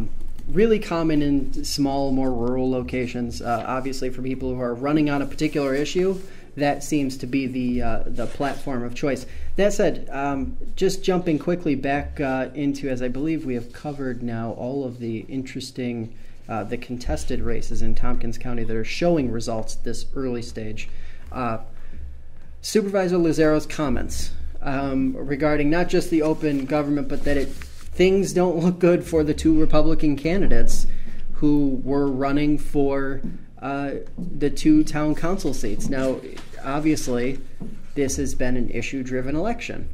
Now, this is one way that it turns out, but how big a deal do you think it is if that possibility hangs on, and you see a scenario where two Democrats are elected to the board, where just last year you had a clean turnover from two Democrats to Republican? Yeah, it's going to be interesting, and I think maybe Supervisor Lazzaro's response to my question might be indicative of why it might go that way, because my question was about how he might bring more people into the process, and I understand what the existing situation is, how you announce things and you wait for people to come in and have their say. But it's really more about getting the information out to people and putting it into digestible bits that people can learn about and really feel like you care and are interested in their point of view and want to bring them into the decision making in terms of letting them know not just the how but the why of the decision making. And I think there was a little bit of disconnect between the question I asked and the response he gave, but I'd be curious to hear from whichever candidates end up prevailing in that election, whether they have a different idea or strategy in terms of rebuilding confidence in the Seneca County, the Seneca Falls Town Board. Mm-hmm. Now, it does kind of lend to the idea that now we really are getting dug into a scenario where, once again, we are going to have a very polarized board, and we are going to continue to have a very polarized community with these issues, with this particular issue continuing to present itself. As we look through the results here, I just want to give a quick update on the ballot propositions, the statewide ballot propositions. We have got just over 4,000 districts reporting, and on proposition number 1, the nays have it a little over 70%. That's 445,806 no votes against 120,456 yes votes. That's proposition number 1, calling a constitutional convention. Again, not entirely surprising given the scare tactic style commercials and mailers and things like that have been coming out over the last several weeks. Proposition number 2, an amendment on public pension forfeiture reform. That is actually, it's starting to regain some momentum. 353,811 yeses against 197,602 no's. That's a 56-31 split. Once again, I am kind of drawn to these numbers where I'm looking at 64,845 blanks on proposition number 1, 79,538 blanks on proposition number 2, and quickly closing in the proposition number 3 is actually impressively close. 239,431 yeses against 293,620 no's, but nearly 100,000 ballots left that one blank. Right. Blank. I mean, I think that is a direct result of, again, lack of public outreach. People are not going to vote for something they don't understand, that they don't know about, that caught them off guard, and it's a two-part problem. Some people didn't know there was anything on the back of the ballot to begin with. Some people, when they flipped it over, had heard about the Constitutional Convention, might have heard about the pension reform, or not the pension reform, the stripping of pensions for convicted felons, and not many people heard about the land management issue. So I've got some results out of Schuyler County that I'd like to just quickly give to everyone. We've got roughly 814 ballots in right now. So as far as the district attorney race that's uncontested, running, Joseph Fazri is getting lots and lots of votes. The race for sheriff, William Yesman, Republican conservative, collecting a fair number. It does not look like any of the local districts, so those legislative districts that we were really interested in, are showing yet, unfortunately. Here is Josh. I'll get it up on the screen right now. Legislative District 4, still early. James Howell Jr., 285. Richard Ballard, 80 votes. Dickstown Clerk, Helen Teed, 225 over James McMahon, 134. Again, those are early, not even a full district reporting there. Yeah. But they're trickling in, though. Results are trickling in. Yeah, they are trickling in. And that brings up a really good point, especially in these rural communities where you actually have, I've heard stories about sheriff's deputies literally having to transport votes from one location to another location with numbers, and it becomes a very complicated process when you're talking about, if you were looking at a map and you were looking at legislative districts 1, 2, and 4 in Schuyler County, you're talking about some pretty rural places where, it does take some time to get numbers around, to get communication effectively handled, and of course all of this has to happen in a way that follows the procedure and whatnot legally. Right. So really interesting stuff there. But I'm sure as we approach 20 of 10, we're looking at 938 right now. We're going to start to see more results coming in more quickly. Ontario County is one of those places where there's a lot of interesting races taking place. But first, let's jump into a commercial. We'll be back in about a minute and a half, and we will have the latest results.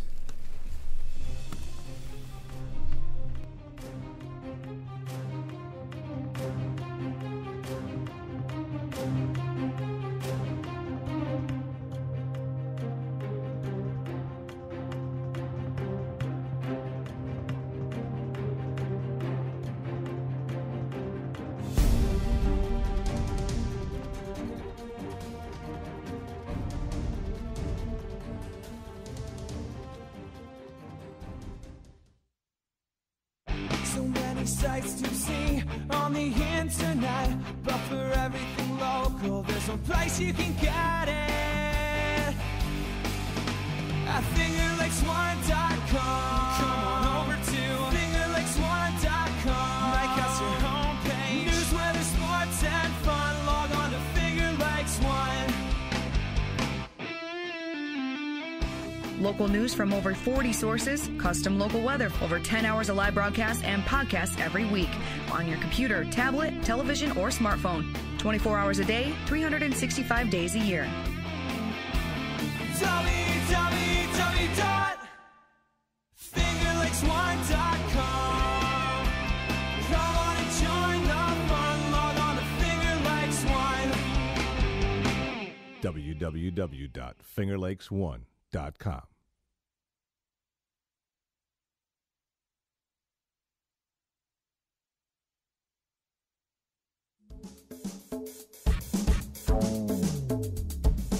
Yeah.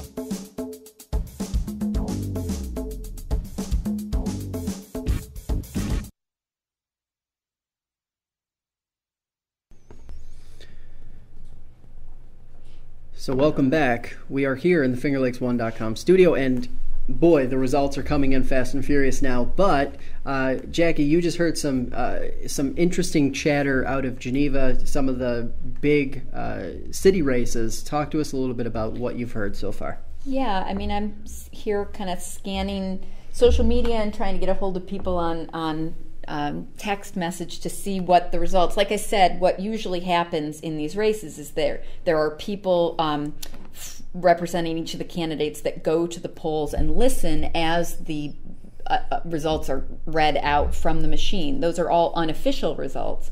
But it sounds like what we're seeing come in, at least from the city of Geneva, is that particularly Lou Gard's race for county supervisor in District 2, a really wide margin for Lou over his opponent. And I think still waiting to get the full results for the other two districts, but preliminary results seem to indicate that the row A candidates, the Democratic candidates, might be sweeping, actually, might take those 3 seats, which, regardless of what your party affiliation is, the prospect of Geneva having a consolidated voice at the county level is really exciting, because we haven't had that. And with weighted voting, Ontario County uses weighted voting by population. Geneva actually, in conjunction with the town and sometimes the city of Canandaigua, can really get some great compromises from the western half of the county if they can stick together. So that's exciting news. I hope that holds. I don't know if I'm still trying to update here, but not seeing that the county website is confirming that yet. Yeah, it doesn't look like Ontario County officially is, or officially, unofficially, confirming anything. Interestingly, though, I will say that in Schuyler County, it looks like we've got about 73% of districts reporting, but it doesn't look like in any of those really crucial, interesting races that we were discussing before. In particular, the seat involving District 2? Yes, District 2. It looks like there are no results yet, which is really, really fascinating. And I'm not really sure how that's possible. But one of those, actually, it looks like mostly with the contested races, that seems to be the tipping point. That said, so looking at this, what's shaking out in Geneva, what's shaking out in Seneca County, Seneca Falls more specifically, that's a big deal, right? Because it speaks to this issue of, landfilling is a priority. These environmental issues, they're priorities. People care about these, and seeing people turn out en masse to support these candidates, if that actually holds true, that's powerful stuff, right? Yeah, not to make a bad pun, but I do think that the region is at a tipping point, because I think people understand that our region is defying a lot of the Rust Belt statistics around, these kind of post-industrial communities. The Finger Lakes is having a real resurgence. We've become a serious economic engine, and industries that erode the resources that support that economic engine are a threat and need to be addressed in a way that doesn't just kind of let things slide. So I think this is actually a very positive result, that people are looking for accountability and transparency in government and are gravitating towards candidates that they feel can really deliver on the campaign promises to do the right thing for just the average person living in the district. Mm-hmm. Now, it was interesting that Supervisor Lazzaro in Seneca Falls, in his conversation with us just a few minutes ago, live on the air, if you caught that, he did sort of speak to how the community needs to move forward, and he did talk a little bit about the budget process, which has been a really polarizing issue in and of itself. I thought you asked a really interesting, important question, and he did seem to not fully answer the question or embrace the concept of having a citizens budget advisory board of the sorts. Do you think that's something that can really have a positive impact, given the fact that we have talked at length now about how it is difficult to find people who are willing to get engaged? Yeah. Well, I mean, I can tell you that in Geneva, there was a proposal to have a citizens budget advisory board, and that didn't really necessarily have legs because people didn't maybe want to be in kind of a decision-making capacity. But when they did this budget academy, where the goal was just to show people how the numbers come to be the numbers they are and why they budget the way they do.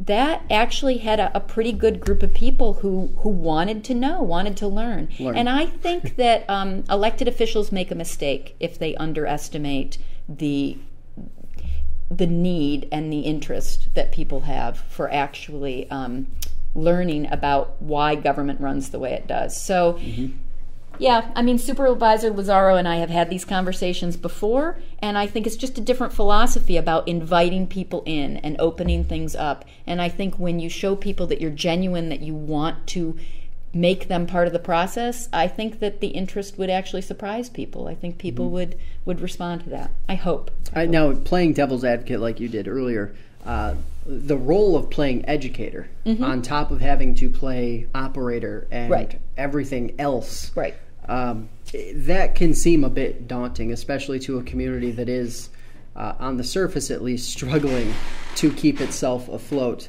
I just want to quickly update everyone who's listening and watching right now on the statewide proposals that we've been covering. Proposition number 1, the Constitutional Convention. Over 5,000 districts now reporting.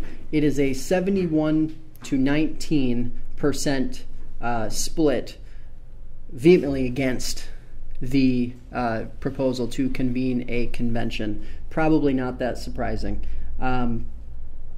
Proposal number 2 is winning by about roughly a 22-ish point margin right now, and then proposal number 3 drawing near a dead heat, a 45% to 40% race, with the 45% being against the amendment on the Forest Preserve Land Bank.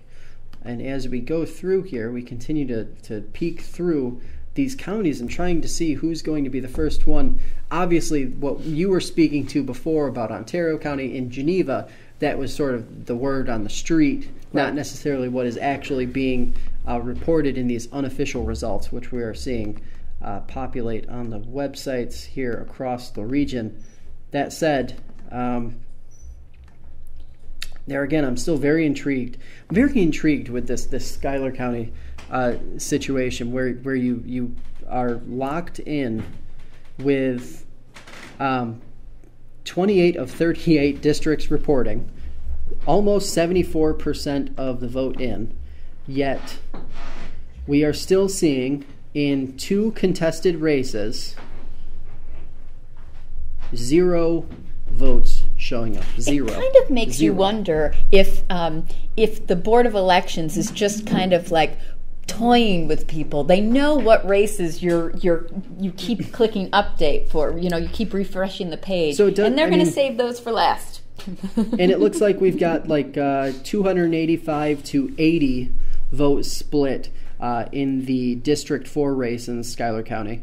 James Howell Jr., a Republican, has a monstrous, almost a 60-point margin over his opponent, Richard Ballard. But it is very interesting to see these races, the ones that are seemingly most important.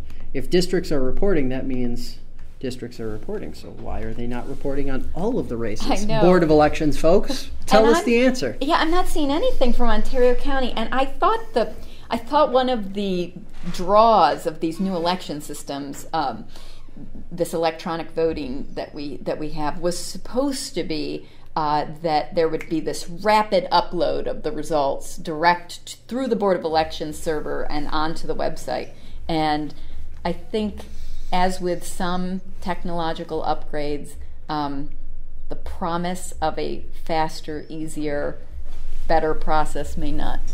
Well, I will say this, Seneca County is now actually showing a real results page right now in this very moment. That's a big step, because obviously before it was not showing anything, and we at least now know that it's results it's online. Might be coming soon. Right. Most of them make the promise of, well, we'll get them up by roughly, say, 10 o'clock. And it's tough, too, because, you're talking about all these races, and you don't just have the logistical side of getting, numbers from point A to point B and maybe a point C also, but you also have candidates involved, and you also have people who are genuinely interested Right. in the outcomes, and they're wanting to make sure that all the T's are being crossed and the I's are being dotted. It just kind of speaks to the tenor of the whole electoral process. Well, and this is the time of the night when people who are really curious, who are sitting at home and can't get these pages to refresh and show any numbers, start going to the headquarters of the respective parties and asking them if they know and looking at their tote boards. So I'm starting to see over texting and on social media some of those results rolling in. But again, they're all very unofficial. But it seems clear that, without a doubt, Lugard's margin is so wide that he has retained, it appears, his supervisor's seat. And he was a candidate who, when he came in and actually joined me for my podcast, very well-rounded and very interested in speaking to a multitude of issues, not just a single. It was very well viewed. Yeah. A lot of people watch that one, and you have to wonder if that swings a lot of voters when they get to hear a guy. He was genuine, he was well-spoken, and he discussed the issues. Yep. So we don't know what type of impact he had, but that was a great guest, and it was very well viewed, as opposed to a lot of other interviews that we've had. Now, I just made a few phone calls trying to get some information from the boards of election. I've just been told it's going to be very soon when Seneca County is going to post very soon. I think we have an update coming from Schuyler County. So it's but this is delayed more than normal. Yeah, way more than normal. Yeah. So yeah, and I also going back to Lou as a supervisor.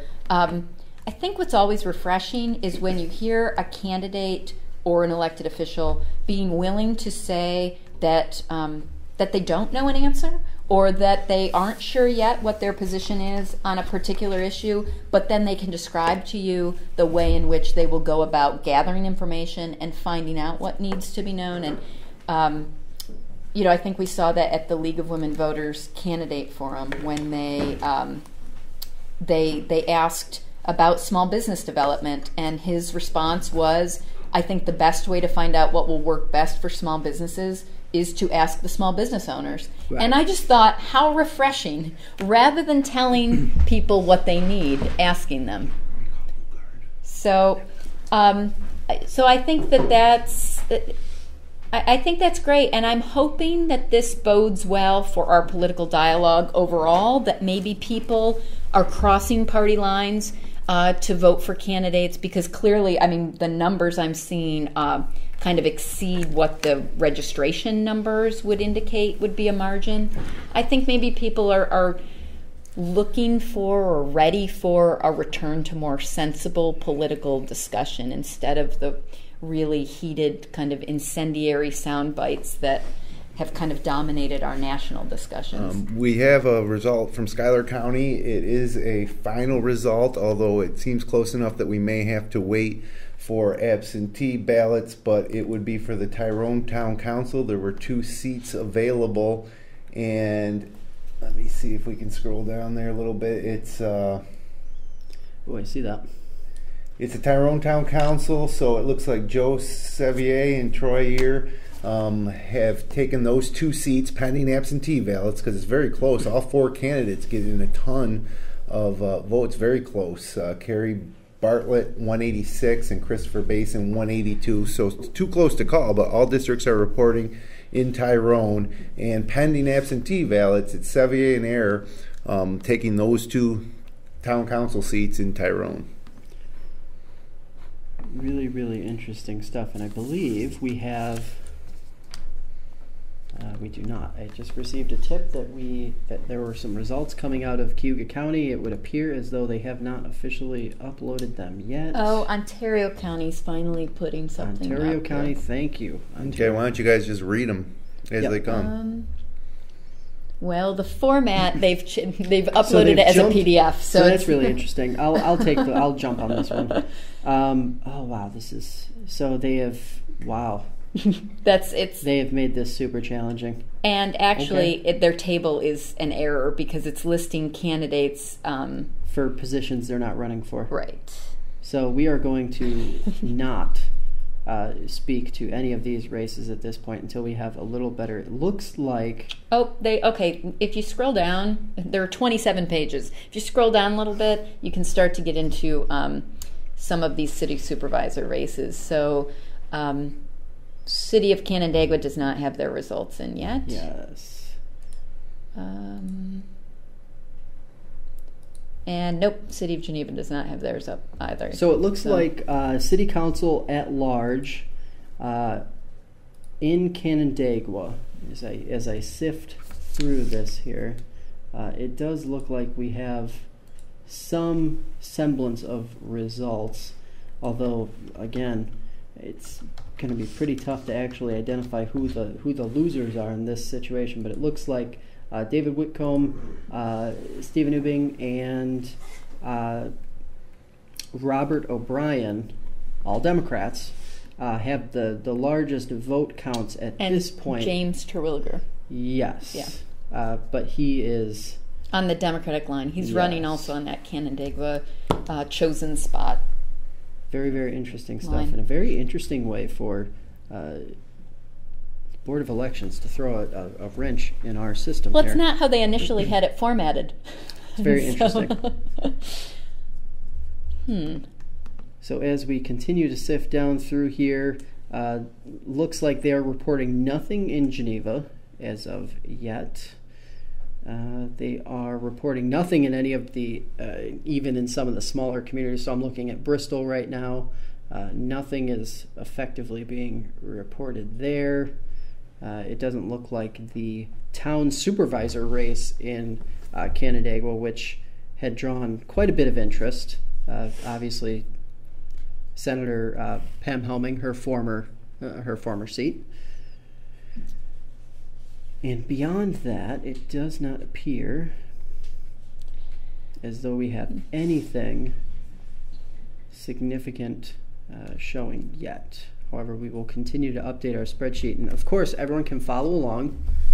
Log on to fingerlakes1.com, scroll down about 2 stories, and you'll see the story with the results and the spreadsheets that we have 2 individuals working on, Harrison DeMira and Alyssa Hamilton, who are tirelessly plugging away at these very complicated and convoluted spreadsheets. Why would they do that? Why would they make it so complicated for people? Well, it seems odd to me, having done this, so many years now, that we are seeing across the board slow reporting. Yeah.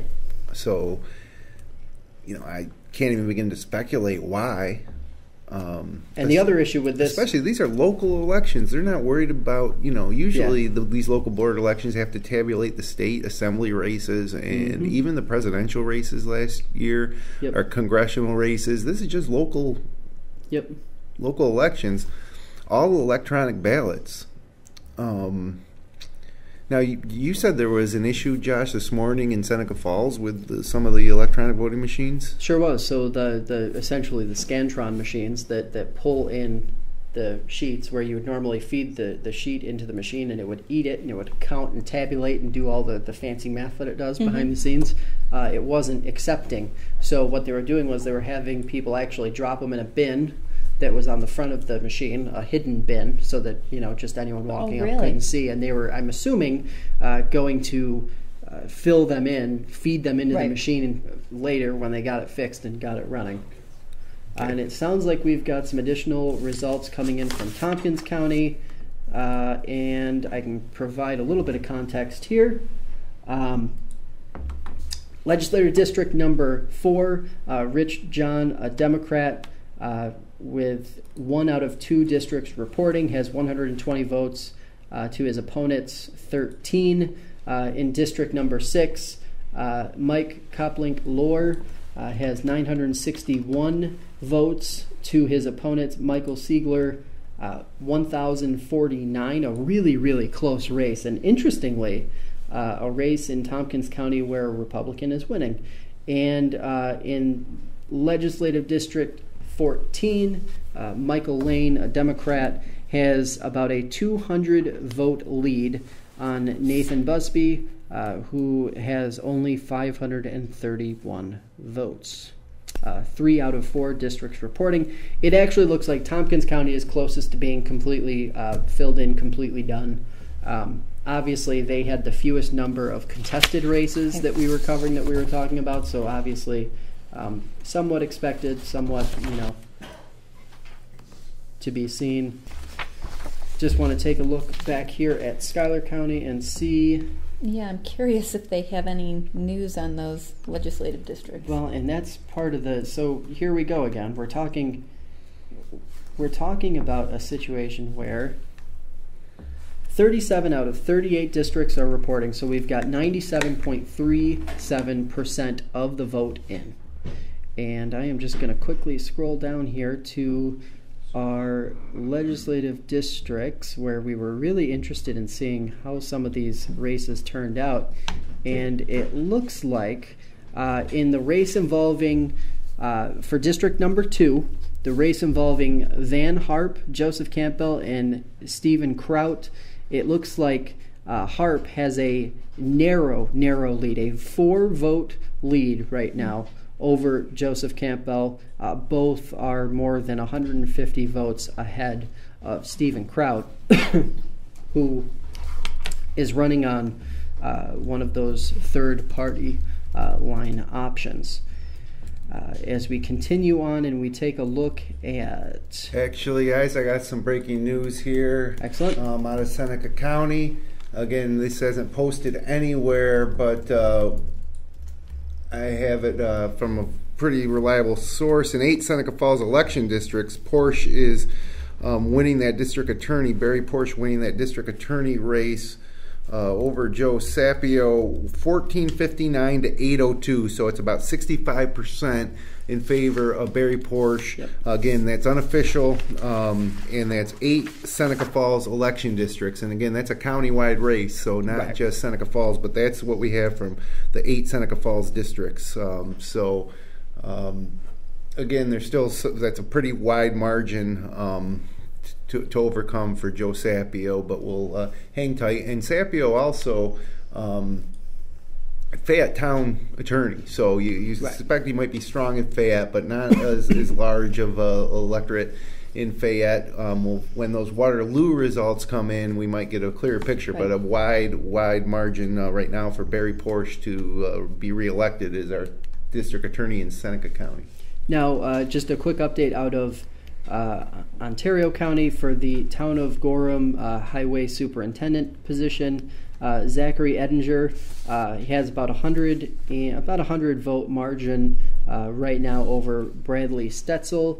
The Republican has 242 votes to Stetzel's 146. There is a third individual in that race, Claire Carrick Jr., who has 132 votes. So one of those scenarios where you see the third person splitting it and possibly swaying the way the outcome is turning out. And obviously very still closable, but you think about a place like Gorham, using Gorham as an example. We apologize, Gorham. You're a small community.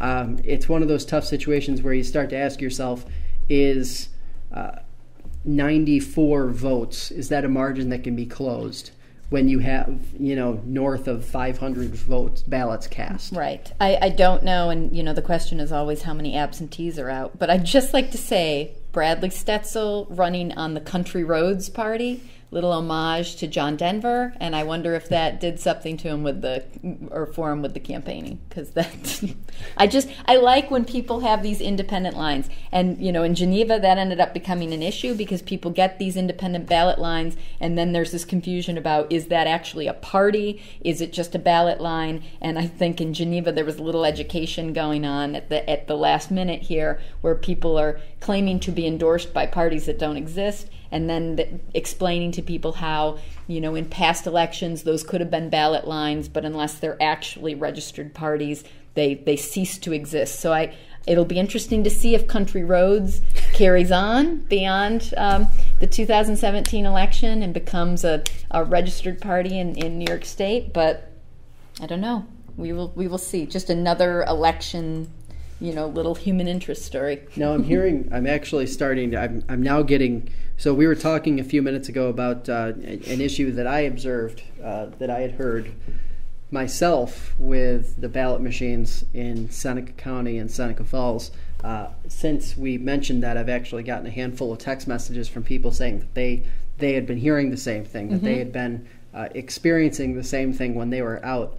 It just kind of speaks to the uncertainty with these machines, with any sort of system. I mean, it is entirely possible that you get machines that go down, and right. it happens. Right. I mean, and the old machines, I loved the lever machines, the mechanical machines, but those also had their issues too. Right. So, I believe we have District Attorney Barry Porsch on the line. Barry, can you hear me? Yes, I can hear you. So how are you feeling? Obviously, you must be feeling pretty good with the news coming out that things are going well for you tonight as the results start to come in. But how are you feeling? Feeling pretty good. The results from the 8 districts in Seneca Falls are in. We're at roughly 65%, 35%. Of course, it's my hometown. I hope they do good in my hometown. But we're feeling pretty good right now. That's about a third of the districts in the county, 27 districts in the county. Now, speak to us a little bit about how much of a grind this election season has been. Obviously, as you're campaigning, having to think about the race, you're also having to execute a job on a daily basis. Just talk to us a little bit about what that was like for you. It was very hard. This campaign started back at the beginning of the year, and it really intensified in May. We're out every day in June and July getting signatures on petitions for 4 different parties, and then campaigning for the primary, and now campaigning for the general election. And like you said, I have a full-time job. I work about 8 hours a week in my job. Right. So the campaigning took all the extra time in my life. I didn't have much time in my personal life, so it did take a toll on me with the number of hours that I spent on everything. Now, what do you think the voters were thinking about when they came out, as they came out today with the race, with so many different things, different prospects, different discussions taking place within this race? What do you think the big sort of drivers were as the results seemed to be coming in your favor? Well, I think the people that voted me saw that somebody who works very hard, works 7 days a week, 80 hours a week, somebody who's never lost an appeal at the appellate division, somebody who's done an awful lot of trials, somebody who turned the DA office around and from what it was 8 years ago. I think that's what the voters who voted for me looked at. Now, moving forward for you now, of course, if the results hold out as they are working right now, what will sort of be your return? Will you immediately jump right back into the saddle and continue doing everything that you've been working on over the last several years, or do you have some new ideas, new concepts you want to push forward? Nothing new. We're just going to keep on going to work each day, working a lot of hours. I actually worked today. Today was a county and state holiday. Went to work today to try to get caught up on a lot of work. Go to work tomorrow morning. I have 2 big appeals in argue in December. I have a huge trial coming up in another month, which I'm working on right now. So there's a lot of work to be done, and just going to roll up our sleeves, go to work each day, and work hard for the taxpayers. All right. Well, I really appreciate you taking the time to talk to us tonight. Obviously, a really stressful day for anybody who is on the ballot. Yes. Thanks a lot for taking the time, and best of luck moving forward through tonight and through the rest of the year. Great. Thanks a lot, Josh. Thanks for having me on. Yep, you bet. Okay, bye-bye. So there you have it. Of course, one of those hotly contested seats. Right. But one that after getting out of the primary, it was a Republican primary, it was a Democratic primary, it was all of the above. Yes. Once that process happened, the prospects of the challenger in that scenario winning, those odds reduced dramatically. Just because of the voter makeup here in Seneca County. Guys, we got some Schuyler County results Excellent. that came final. Pretty not quite final across the county, but pretty much about 95% 5% final here. Let me pull them up for you here. It looks like in Legislative District 1, John Van Soest with 215 votes, David M. Reed with 279, and that's 4 of 4 districts reporting. District 2, it's a very, very close race with all districts reporting. Van A. Harp, 295, Joseph Campbell, 291, Stephen C. Kraut, 122, and again, that's a one seat available there, and right now it's Harp with a very, very slim lead. Obviously have to wait for write-ins to come in. Yep. District 4, James Howell Jr., 366, defeats Richard Ballard, 123. That's one that we can actually call. Howell Jr. defeats Ballard in Schuyler County Legislative District 4. Dickstown Clerk, we reported that one previously. Helen T, 225 to James McMahon, 134. Still one district left to report in that one. Hector Town Council. And man, there's 3 seats available here, and this race is unbelievably tight, if you can see it there on your screen. Jessica Rogers, 881, is a leading vote getter with 12 of 12 districts reporting in Hector. Liz Martin would be second with 831, and then winning the 3rd seat would be Bob Barton at 820, although Michael Bergen with 810 still might have something to say when the absentee ballots come in. Robert London, 787, and Greta Zafante, 727. Orange Town Clerk. Thomas Peer defeats Caitlin Rosser, 243 to 72. Orange Highway Superintendent Jeremy Abbey defeats Jeffrey Sutton, 204 to 122. And Tyrone Town Council, as previously reported, Joe Sevier, 212, Troy Ayer, 209, wins those 2 seats pending write-in ballots. Kerry Bartlett, 186, Christopher Basin, 182. So really a lot of tight races in Schuyler County, which is the first county tonight to have full reporting. Yep, and I have actually got some results from results that are coming in from Cayuga County, Legislative District number 5, which is pitting Melissa Renee Jenkin against Paul Pinkney. Pinkney right now, the Republican, has 449 votes to Jenkins' 266. The results slowly starting to come in. District 11, it looks like Elaine Daly is significantly ahead of Republican Michael Leash. The Republican and Conservative is down right now to these early numbers, about 250 votes total. And as we continue to glance through here, also using this system that Ontario County is using, Timothy Lattimore is locked in a really tight race. Wow. With for County Legislator District 13 against Robert Nadzo, a Democrat. It looks like 275 to 214 is the count right now. And Lattimore, who's been what's the percent there? They aren't showing percentage. It's got to be low. There's still got to be a ton of votes to come in. Yeah, there's when you're only. I mean, you're talking about District 13 sees that is Auburn. That is the city of Auburn. So the numbers there are going to be significantly higher. Yeah, and it looks like Ontario County's page is no longer working. Then now, when you refresh, it kicks you back out to their error message. I do have. I don't know if. Oh, yep, you're right. I don't know if we're allowed to report this kind of stuff, but now I have several people who are at least confirming the unofficial. Yeah, I mean it's unofficial, but let's share what we know. Right. So in the Geneva City Supervisor's race, in District 1, Dom Vedora 520 votes to Frank Galanese's 346. Lou Gard 641. Dave D'Amico 319. And Tam Cataldo and Greg Benzelwitz tied at 184. Tied.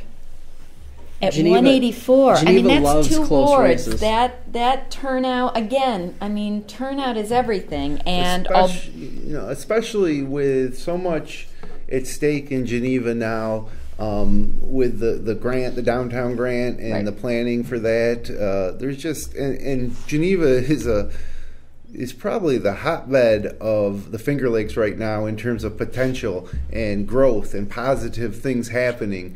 So you would think that would excite the electorate and get them out there to vote. Well, and part of what I wonder is that the strategy for the candidates who were not successful, or at least, it's a tied race in one district, but the candidates who ran together on the Republican ticket had kind of a last-minute mailer that talked about the city as stagnating and needing a kickstart. And I wonder if, given the actual facts of what's going on in Geneva lately, if maybe that didn't resonate with people. If people felt like, my experience of Geneva is not that it's stagnating, in fact, quite the opposite. So I wonder if that, was kind of demoralizing maybe at the last minute and then maybe suppressed turnout within the Republican voters. I'm not sure. I don't know what accounts for that. Now, quickly jumping back into Auburn City Council race,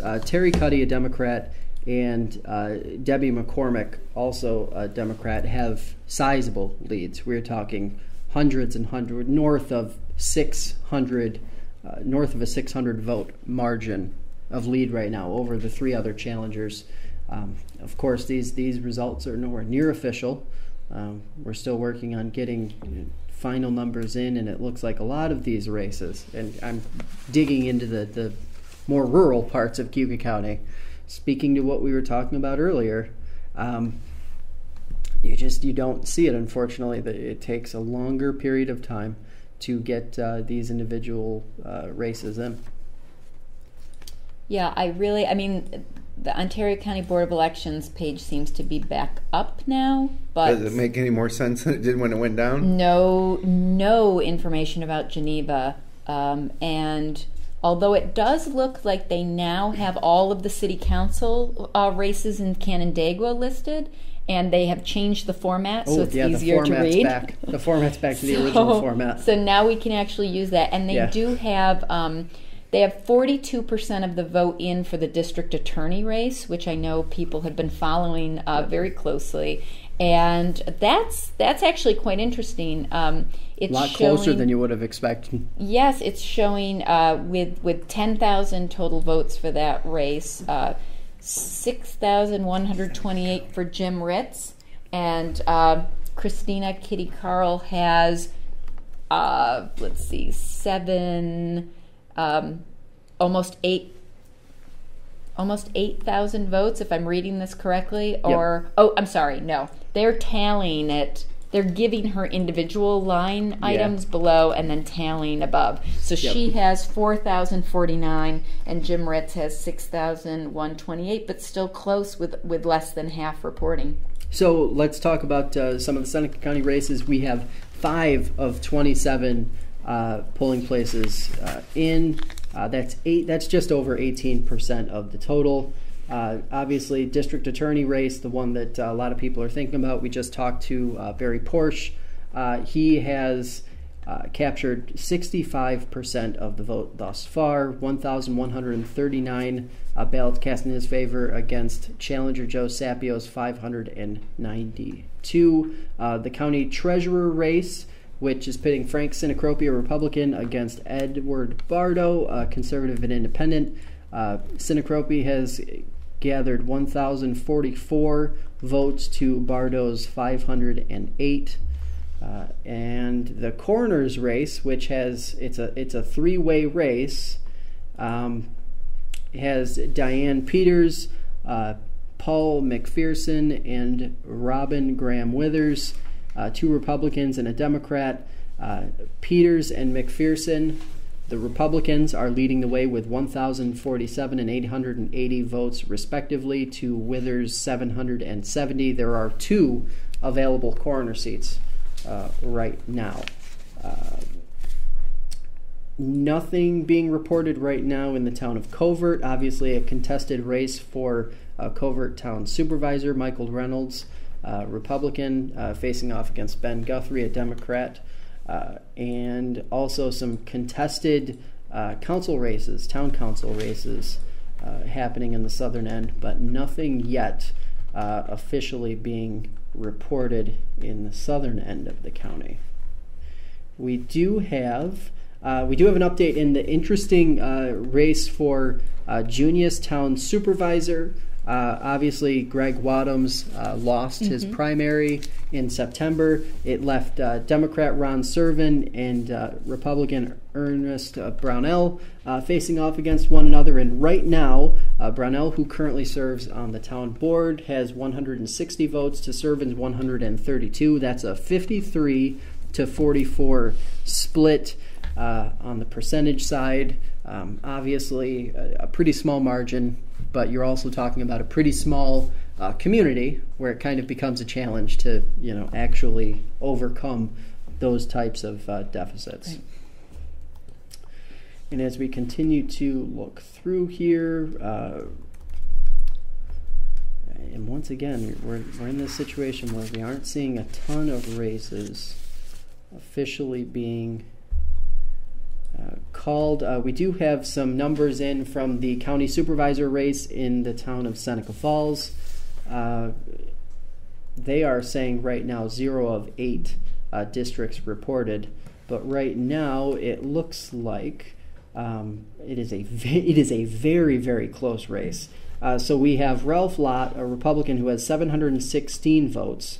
Paul Cronenwetter, who has 704, and Rachel Weil, who has 647, and Tim Hopkins, the other Democrat in the race, who has 627 votes. So you're talking about less than 100 votes separating all 4 candidates for these 2 seats. Now, there are 2 seats open and available right now. Of course, we'll see where this sort of shakes out. The numbers would suggest that is not a huge turnout, not really what you'd expect. We do have some numbers for the 2 town council seats in Seneca Falls. Dave DeLalis and Doug Avery are, in fact, leading the way right now. Doug Avery has the most votes cast in his favor, 847. DeLalis directly behind him with 760 in his favor, while Rizika and Steve Turkett have just 570 and 576, respectively. Who has a 576? Steve Turkett. And as we continue to meld down here, I want to take a look at the Waterloo races, because there are a couple contested, interesting races happening in Waterloo, and unfortunately, it does not look like close race being for town justice, town of Seneca Falls, Lafleur and Laquadari. Yes, is that a vote for one or a vote for 2? That is a vote for 2. Yeah, so actually, they're both incumbents, and they've been serving for a number of years now, and it's one of those races where people are actually quite satisfied with the way some of their elected officials right now, it's operating. Lafleur 1,192 and Laquadari 1,079. Yep. And as we continue to peel down here, just to give you some context on how the proposals were working out, at least in Seneca County, 1,519 no's to proposal number 1 to call a constitutional convention, overwhelmingly defeating the yeses. It's an 87 to 12 split on the ballot. And then number 2, 1,354. This actually speaks to what you said earlier, where you thought rural districts would perform better on the stripping, the pension forfeiture proposal. Right, as opposed to the overall constitutional convention. Right. Yeah. Yep. So we've got 1,354 in Seneca County saying yes to proposal number 2, and 369 saying no. And then almost a dead heat for proposal number 3. 976 in favor, 717 opposed.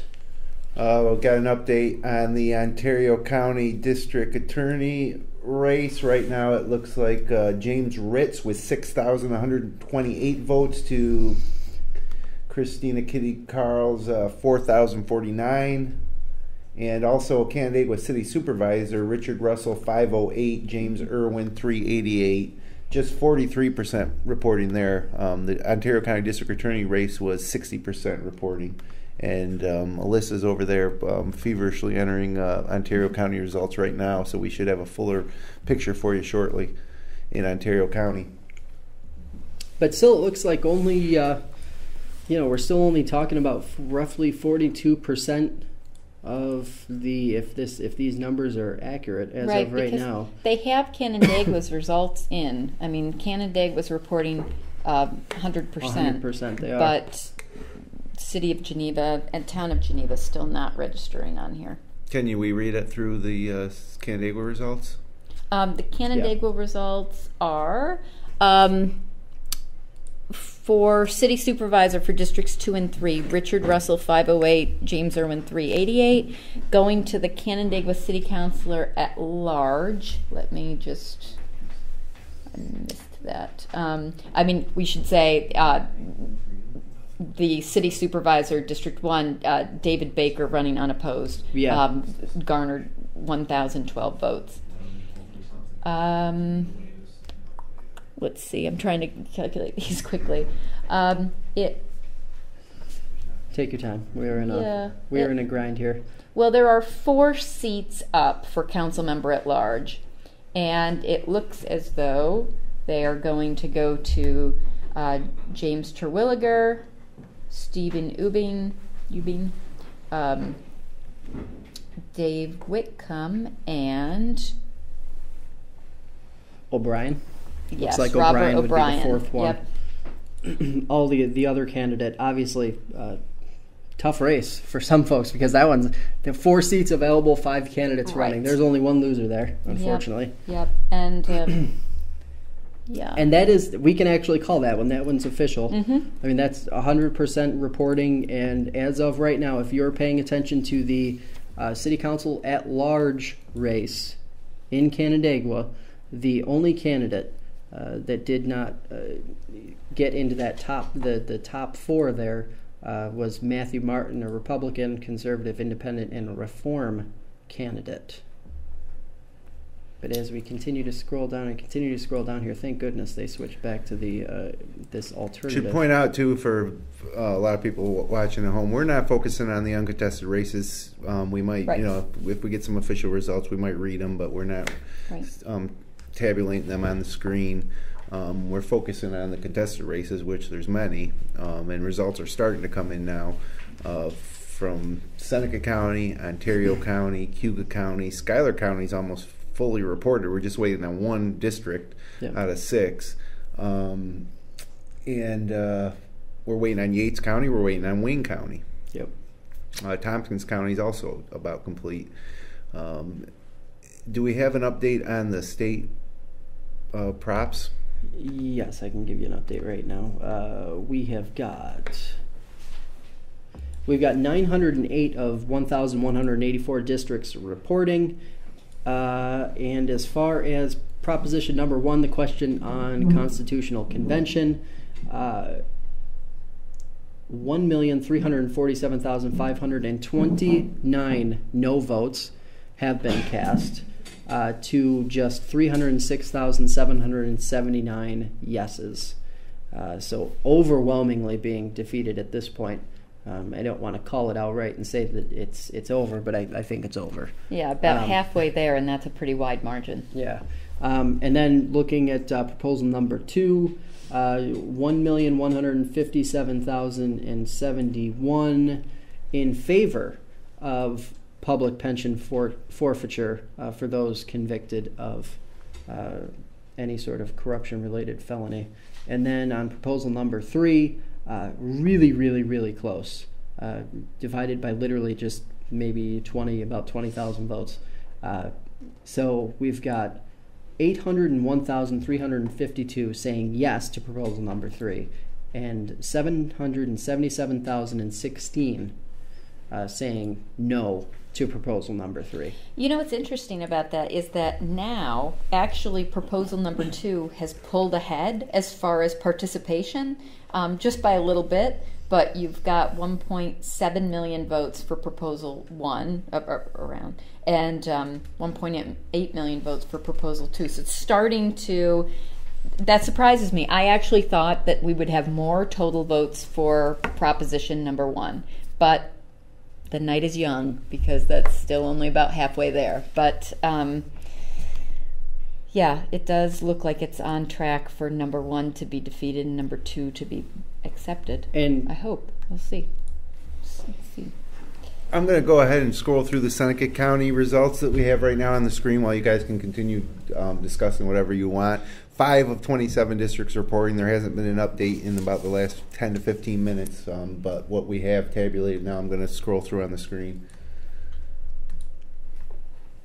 There's that district attorney race, Porsch with a wide margin. The treasurer race, Frank Sinicropi, not my father.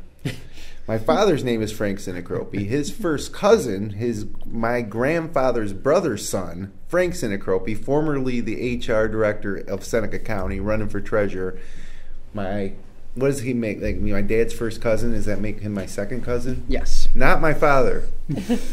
Just want to make that clear because full it's been disclosure. All the signs around town elect Frank Sinicropi county treasurer. Not my father. My cousin though, Frank Sinicropi. 1044 over Ed Bardo, 508. Sinicropi on the Republican line, Bardo on the Conservative Independence line. County coroner race, you can see on your screen there, Diane Peters, 1,047 votes. Paul McPherson, the other Republican candidate, 880. 770 for Graham Withers, the Democrat. So there's 2 seats available there. Looks like so far McPherson and Peters have control. And then no reports from Covert, no reports from Fayette. Of course, Cindy Lorenzetti running unopposed for supervisor in Fayette. Junius, very close race. Brownell over Servin, 160 to 132. And no reports from Lodi, Ovid, or Romulus yet. And then the big Seneca Falls races that we've been talking about tonight. Seneca Falls County Supervisor at Large, 2 seats available. The Republicans, Lott and Cronawater, with a lead over, not a commanding lead, but a sizable lead, I think, at this point, over Hopkins and Weil. Seneca Falls Town Council, Doug Avery, the former music teacher, the auditorium at Miners Academy is named the Douglas Avery Performing Arts Center. He's retired recently. Actually, I don't know how recently it's been. It's probably been a few years, but he appears to be successful in his bid to gain a seat on the town council. Again, 2 seats available here. Doug Avery, 847 votes. David DeLaylis, currently sitting on the town council, 760. Steve Turkett, 576. Tom Rosica, 570. The Republicans behind the Democrats. And we mentioned this was a issue-based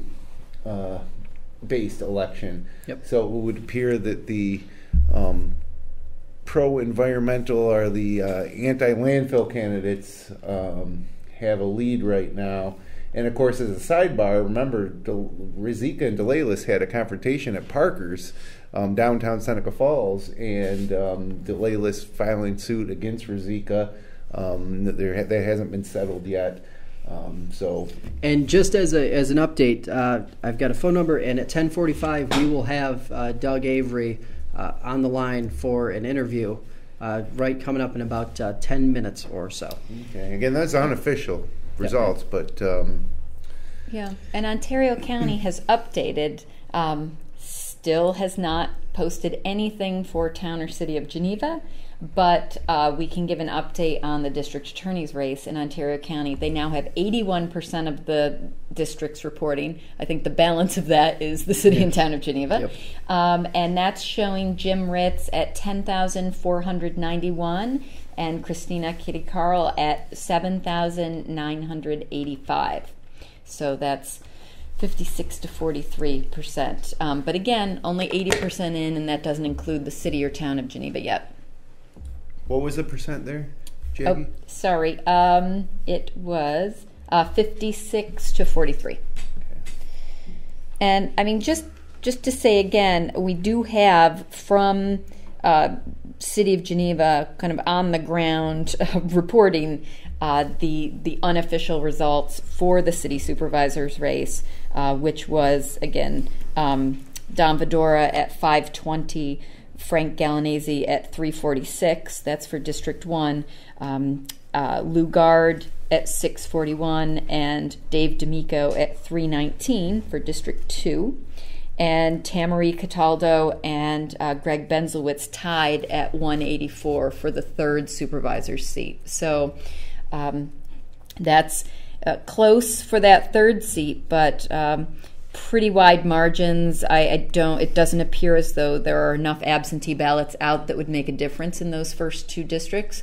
So it looks fairly clear that Don Vedora will retain his seat, and Lou Gard, who was unanimously appointed by the Geneva City Council just a short while ago, will also return. So I just want to quickly run through the results we have right now out of Cayuga County.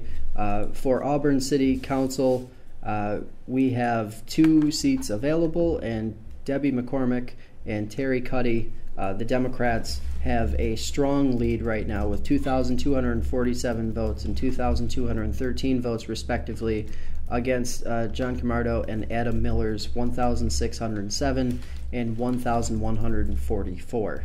As we continue on through Legislature District number 5, Paul Pinckney has 591 votes to Melissa Jenkins 287. That's Pinckney capturing 67% of the vote, a really significant number. Elaine Daly in District 11 right now has about a 225 vote margin over Michael Leash, the Republican and conservative. She has captured 60% of the overall vote to Leash's 39. District 13, definitely the most interesting race that's happening right now. Tim Lattimore, the Republican, has 305 votes to Bob Nodzo's 304. 305 to 304. That's got to be stress unlike anything else. And it does not look like Cayuga County has anything else other than that being reported at this time. The numbers are pretty open.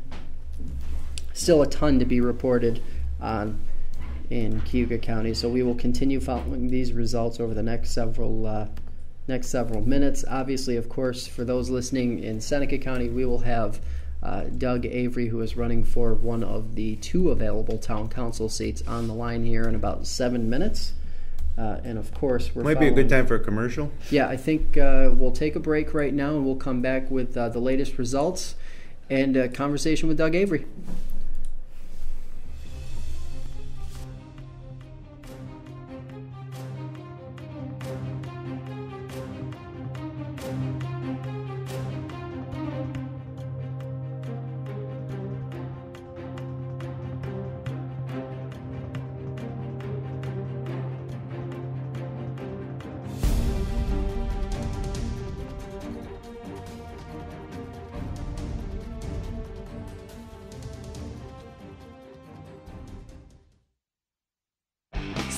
Sights to see on the internet, but for everything local, there's no place you can get it. At FingerLakes1.com. Come on over to FingerLakes1.com. Make us your homepage. News, weather, sports, and fun. Log on to FingerLakes1. Local news from over 40 sources, custom local weather, over 10 hours of live broadcasts and podcasts every week on your computer, tablet, television, or smartphone. 24 hours a day, 365 days a year. www.fingerlakes1.com. Come on and join the fun. Log on to FingerLakes1. www.fingerlakes1.com.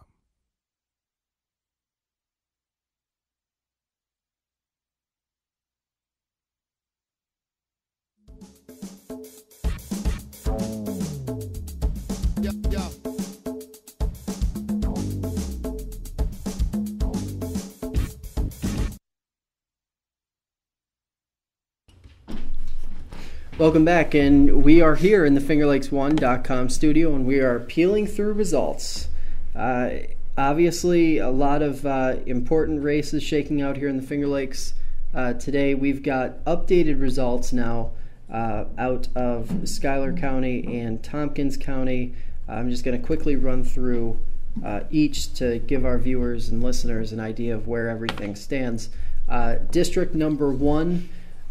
John Van Soest and David Reed. Reed is winning that one right now, 279 to 215. District number 2, Joseph Campbell, Van Harp, and Stephen Kraut. Harp is leading by just 4 votes. The Republican is leading by just 4 votes over Joseph Campbell, 295 to 291 to 122. In District number 4, we have James Howell and Richard Ballard, 366 to 123. The Republican winning handily in that race. And in Dix for the town clerk race, we have Helen Teed winning over James McMahon, 225 votes to 134. Hector Town Council, where there were 3 seats available, we have Bob Barton, Jessica Rogers, Liz Martin, Greta Zanfante, Michael Bergen, and Robert London, all vying for 3 available seats. And it looks like right now that Rogers, Martin, and Barton, all Democrats, have a lead right now. Barton, obviously being the 3rd candidate, has just a 10-vote margin over Bergen, so absentee ballots will play a role there, no doubt. And then in the town of Orange, the town clerk race, Thomas Peer won convincingly over Caitlin Roser. And I believe we now have Doug Avery on the phone. Doug, can you hear me? Pardon? Can you hear me, Doug? Yeah, I can now. I just had to get near the window. Yeah. Excellent. Hi, Josh. So, how does it feel? It appears as though you are in control right now in the race, and you are performing well. I have to imagine today was probably a little on the stressful side, but walk us through what it's been like the last 12 hours. It started out pretty normal day. I voted early, and I had some things to do during the day. The last, from late afternoon on, I just got more and more antsy. This is tough for someone who's never been through it before, and it's a very helpless feeling. So, what do you think? We had Supervisor Lazzaro call in earlier. This is obviously the results, if they hold out the way they have set up right now, very indicative of people caring a great deal about certain issues. What do you think it says about Seneca Falls moving forward? Yeah, Josh, you're breaking up badly. I'm going to go outside. You're going to have to repeat some of that. Okay. So our question is, what do you think? What kind of tone do the results set for Seneca Falls moving forward? Well, I not knowing the numbers, I don't know how big a cushion we're going to have at the end, but it I think puts an end to the question of the direction that the town wants to go in. Right. We've been told now for 2 or more years that the town wanted, that we were the oddballs, and the town really wanted the landfill. Right. And I think we've put an end to that conversation. And I think with all the other issues that have come up during this debate, there are people that are simply, landfill aside, people that are disenchanted with the leadership we're getting from the town administration, and I hopefully we'll end up with mandate is too strong a word, but at least a clear indication that we need to find a new direction. Right. Now, moving forward, do you think there is that common ground? Because that was one of the things that Supervisor Lazzaro spoke to repeatedly during our conversation with him. He said that he's going to look for areas where he can work with all members of the town board. How do you feel about that moving forward? we're going to have to find a way to work together, and I think that we can. I mean, I don't question the integrity of personal integrity of anybody that's on the board. I think there have been mistakes made, but as far as I'm concerned, from my standpoint, we're starting fresh, and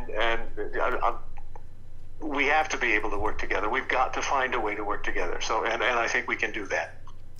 Now, what anything different that you will be moving forward now that you assuming that the results hold true as they are right now and the margins don't change, anything different that you're going to be wanting to bring to the table? A little more transparency. Transparency was one of the things that you spoke to repeatedly during our conversation on my podcast. Thank you.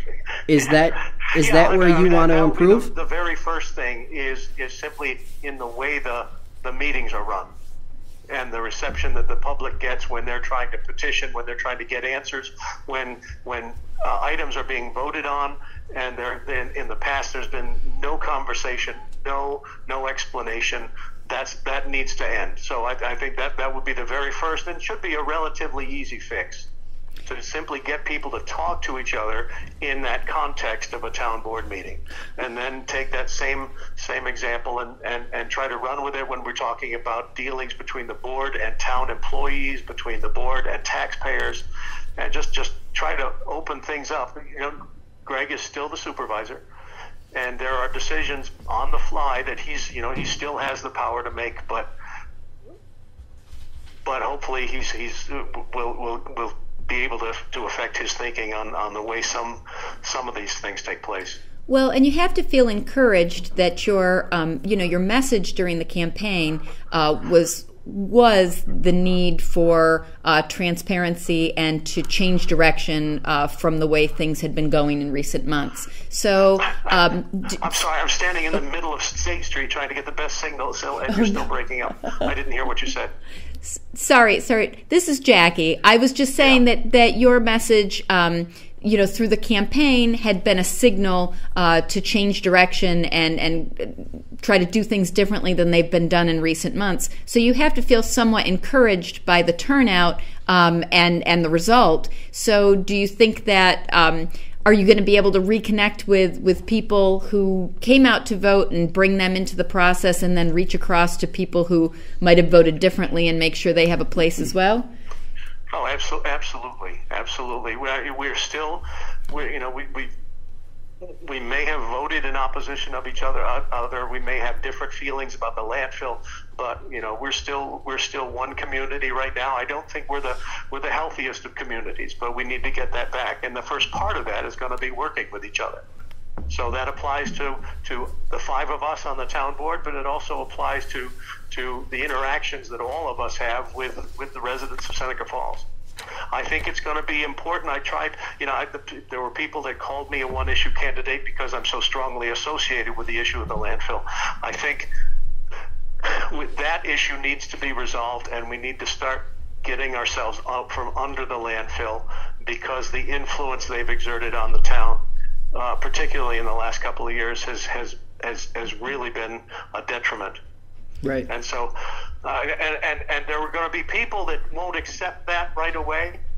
And I feel like it's my job to try to make them understand that we are still all making decisions on behalf of them and myself and every other resident of Seneca Falls. Right. So, we really appreciate you taking the time to talk to us tonight. Best of luck moving forward, Doug, and thanks again for talking to us. All right. Thanks. Thank you both. Yep. Bye. Good night. So there you have it. Obviously, a candidate, possibly an elected official here within a few hours, once the polls close or once the results are in officially.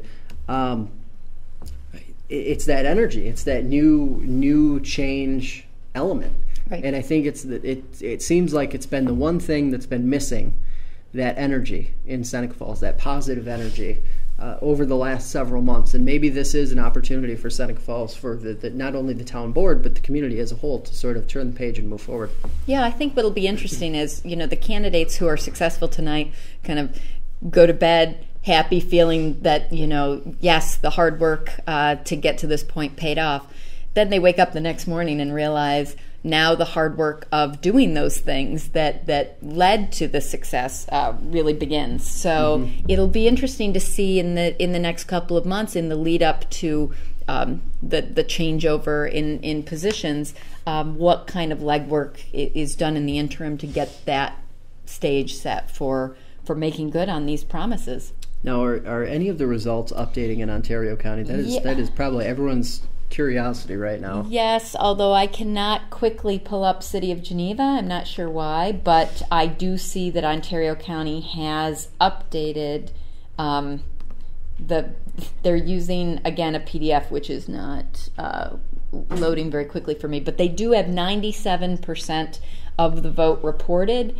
So the district attorney's race, they are showing Jim Ritz 12,194 votes to Christina Kitty Carl's 8,936. So that's 57 to 42%. But again, every time I try to get down to this City of Geneva, I'm not getting anything. I don't know if we have anything over at the data table. Unfortunately, it does not look like. No. It doesn't look like we have anything yet. It does look like we have a more complete picture being painted in Seneca County, Jim, correct? Yeah, I can almost get them all up on the screen. We do 25 of 27 districts reporting. Nothing from Varick yet, the town council race in Varick, but every other race is now reporting, and we're about ready to show those to you right now.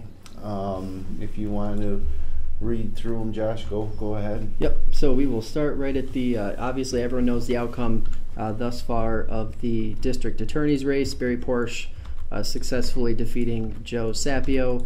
Frank Sinicropi successfully defeating Ed Bardo for the treasurer position. Two coroners being selected, that'd be Paul McPherson and Diane Peters. Covert town supervisor. As of right now, Michael Reynolds holds a slim lead over Ben Guthrie, 358 votes to 323. The Covert town council race, Hillary Gifford, William Bishop, and Brayton Foster have 345, 365, and 396 votes respectively.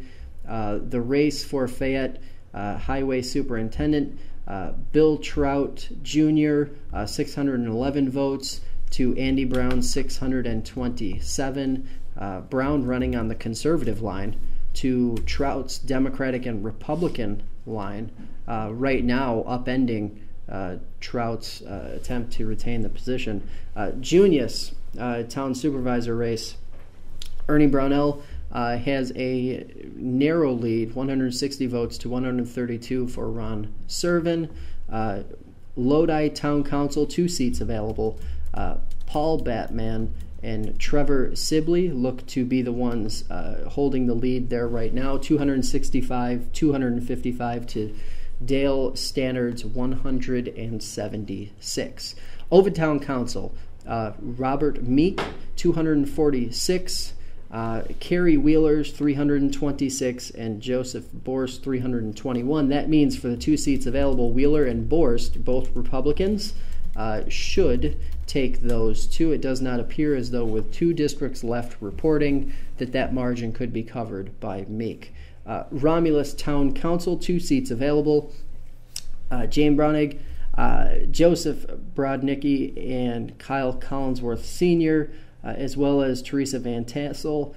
2 seats available there, 297 for Collinsworth and 218 for Joseph Brodnicki. It looks as though, with 25 of 27 districts reporting, that the lead over the 3rd placer in that race, which would be Van Tassel, is enough of a margin, pending, of course, absentee ballots.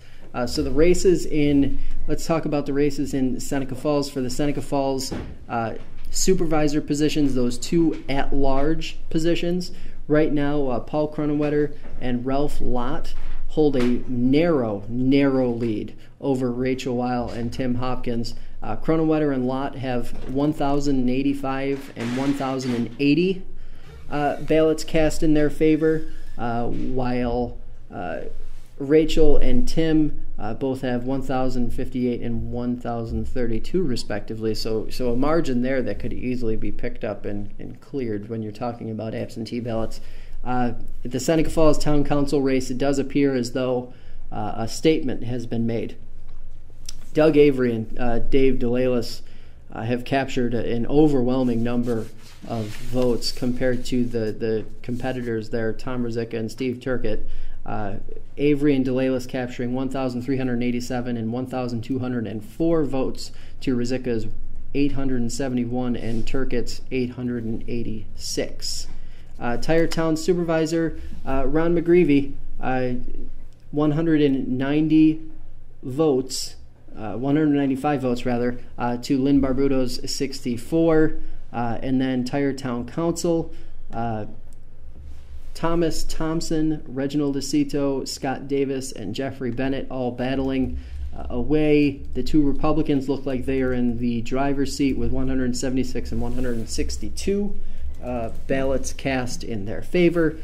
Jumping now down to the two at-large seats available for Waterloo Supervisor. It would appear as though Bob Shipley and Lisa Hokedell have the lead at this point. The Republican and Democrat, obviously Shipley, the chairman of the Seneca County Board of Supervisors, has 800 votes to Lisa's 807. The two odd men out in that scenario, Michael Enslow and Teddy Young, have 754 and 544 respectively.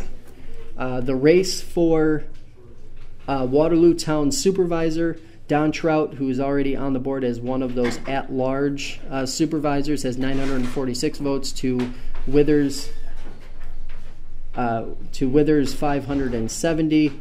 And I'm going to take a break from talking about those results because we have Dom Vedora on the phone right now. Dom, can you hear me? Can you hear me, Dom? Yes, no, maybe so. Dom, you there? Yeah. Okay. I can't hear anybody. Go ahead. Okay, Jake. Well, congratulations, Dom, on your win for District 1 for Ontario County Supervisor from Geneva, getting to return to your seat. How are you feeling tonight? Oh, I'm very happy, very excited. It was a tough race. It was, and yeah, I Happy see. to be back. I see that your opponent, who had several very large signs, including a kind of electronic display board, has offered a concession to you and has changed the electronic display board to offer you congratulations. So that's something, I guess, for everybody to see now. So what do you think? I didn't know he did that. Yeah, well, okay. That's the benefit of social media here. We get to know things maybe before everybody else does. So what do you think is going to be kind of the first thing you're going to tackle now that you're back in the seat? Well, the first thing I'm going to tackle is the thing I've been tackling right along, is the landfill. How? The landfill is one big issue here that has everybody upset in Geneva. We're sitting between two landfills. We can smell it from both ways. I've been trying to, as people, as the public knows, because it's probably why they reelected me, I've been fighting it since day one and fighting the expansion. Now, we have a contract that's not going to close until 28. But they keep trying to expand it, and the expansion could have been denied, but the Democrats were outnumbered. Well, and I think what we're seeing in Seneca County as well is the landfill issue really becoming the prime mover of the vote. So I think that there is some regional cooperation that could be had on that issue too, because it seems like everybody's starting to get the sense that that landfill operations are maybe inconsistent with the rest of our economic development strategy for the region. Now, Dom, beyond the landfill issue, what are you most looking forward to tackling moving forward? Well, we don't have any big issues coming up at the moment. Mm-hmm. Okay, our taxes are usually a big issue, but our taxes are staying pretty steady. We don't expect a tax increase for next year. Last year we went up 1 penny for this current year. Next year we're going to stay flat again.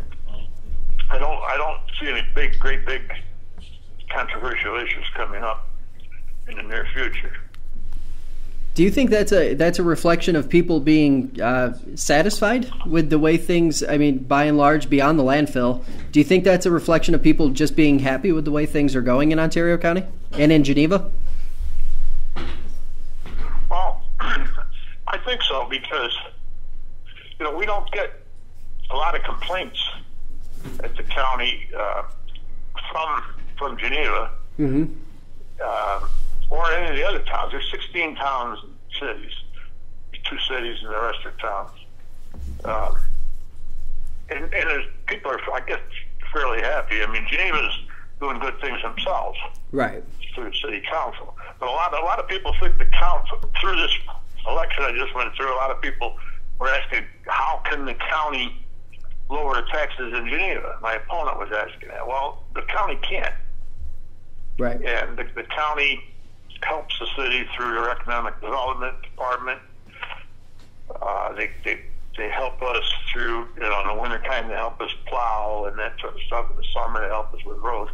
But we can't really lower the taxes. It's up to city council. And that's one thing my opponent kept saying. He was going to lower the taxes. I kept saying, he can't. If we could, we would have already. But I think in general, the city's coming along.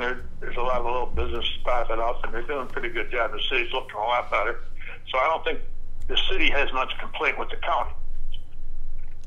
Right. And I don't think the other towns have a real problem either. Well, and I think that the Ontario County run pretty well. If you look at the counties around us,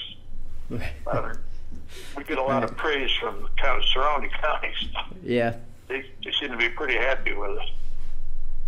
Well, I think we're looking forward to what will be done. When you mentioned, the people from Geneva sticking together and not getting outvoted by the rest of the county. So I think we're looking forward to what kind of policy that brings about. So thanks for taking the time to talk to us. Okay. Thanks, Dom. Well, thank you. So there you have it. One of the winners, obviously. Depending on the race, depending on the community, it can feel like that sometimes. Like right. There isn't a lot of controversy. There isn't a lot of issue, beyond some of these more polarizing sticking points. But then you go to other communities, and it's like bombshell after bombshell after bombshell of issues that people are just so overwhelmed with and so tired from, and just it creates a really wide scope of different legislative situations. Yeah, and I do think that really when it comes to Ontario County, people are generally satisfied, but there are some areas of missed opportunity. And I think that maybe if you have a group of supervisors that kind of get into a rhythm of working together and recognize that by voting together with this weighted voting system, that they can actually get some concessions from the western side of the county, which tends to vote as a block, that I think you might see an ability to change things in the favor of some of the cities. That the sales tax distribution issue was something that the city of Geneva supervisors had to work with the city of Canandaigua supervisors many years ago, and eventually that's going to need to be revisited, and there might be other opportunities for that. So we'll see what that holds. So let's quickly talk about Yates County. We haven't really had a discussion about Yates County, but it would appear as though right now, I'm not sure how are we looking on districts reported in Yates County? We have results, but I was just curious before I started reading the numbers what the percentage looked like. Todd Casello right now about a 300 vote margin over Valerie Gardner for the district attorney's job. 2,704 to Gardner's 2,435. For legislative district number 1, a harshly contested race for the 4 seats available. Ed Bronson, Eldon Morrison, Douglas Paddock, Timothy Coulter, Bulb Crum, and Dixon Zorovich, all battling for those available seats. And it would appear as though right now Paddock, Bronson, Coulter, and Morrison, in that order, have the available seats locked up. In district number 3, 4 seats available there as well. We've got Leslie Church, Daniel Benak, Earl Gleason, Carly Chilson, Valerie Brenchko, Teresa Haben, and Mark Morris. For those, it would appear as though the ones leading the way are Leslie Church, Carly Chilson, Earl Gleason, and Daniel Benak. Obviously, those results are tentative. We aren't calling any of those officially just yet. The race for Barrington Town Supervisor, John Kuhn and Eileen Farnan are locked in what appears to be a pretty decisive matchup there. John Kuhn, 244 votes to Farnan's 123. 2 seats available in the Benton Town Council race. Glenn Quackenbush, Brian Champlin, and Brian Murphy. Murphy and Quackenbush both with 314 votes to Brian Champlin's 281. And then in Torrey for the Town Council seat, 2 of them that are available right now, Colby Peterson and Grant Downs have the lead, have the 2 seats. Downs only has looks like a 6-vote cushion over Berg Morris. So that rounds out Yates County as of what we have right now. The most surprising out of that is Casella, who actually just had a notice of claim filed against him. Right. For malicious prosecution. Malicious prosecution has a lead. And it would kind of speak to that change agent that we were talking about earlier, where we have this roller coaster ride of, right. Here goes one person, here comes another person, there goes another one, and bang, boom, bang, and it's just this back and forth. Right. And granted, that malicious prosecution claim is quite interesting, the background on that. So it shouldn't be taken, as any sort of indictment of anybody's character or professionalism until that is discussed and settled. But yeah, it's interesting to see,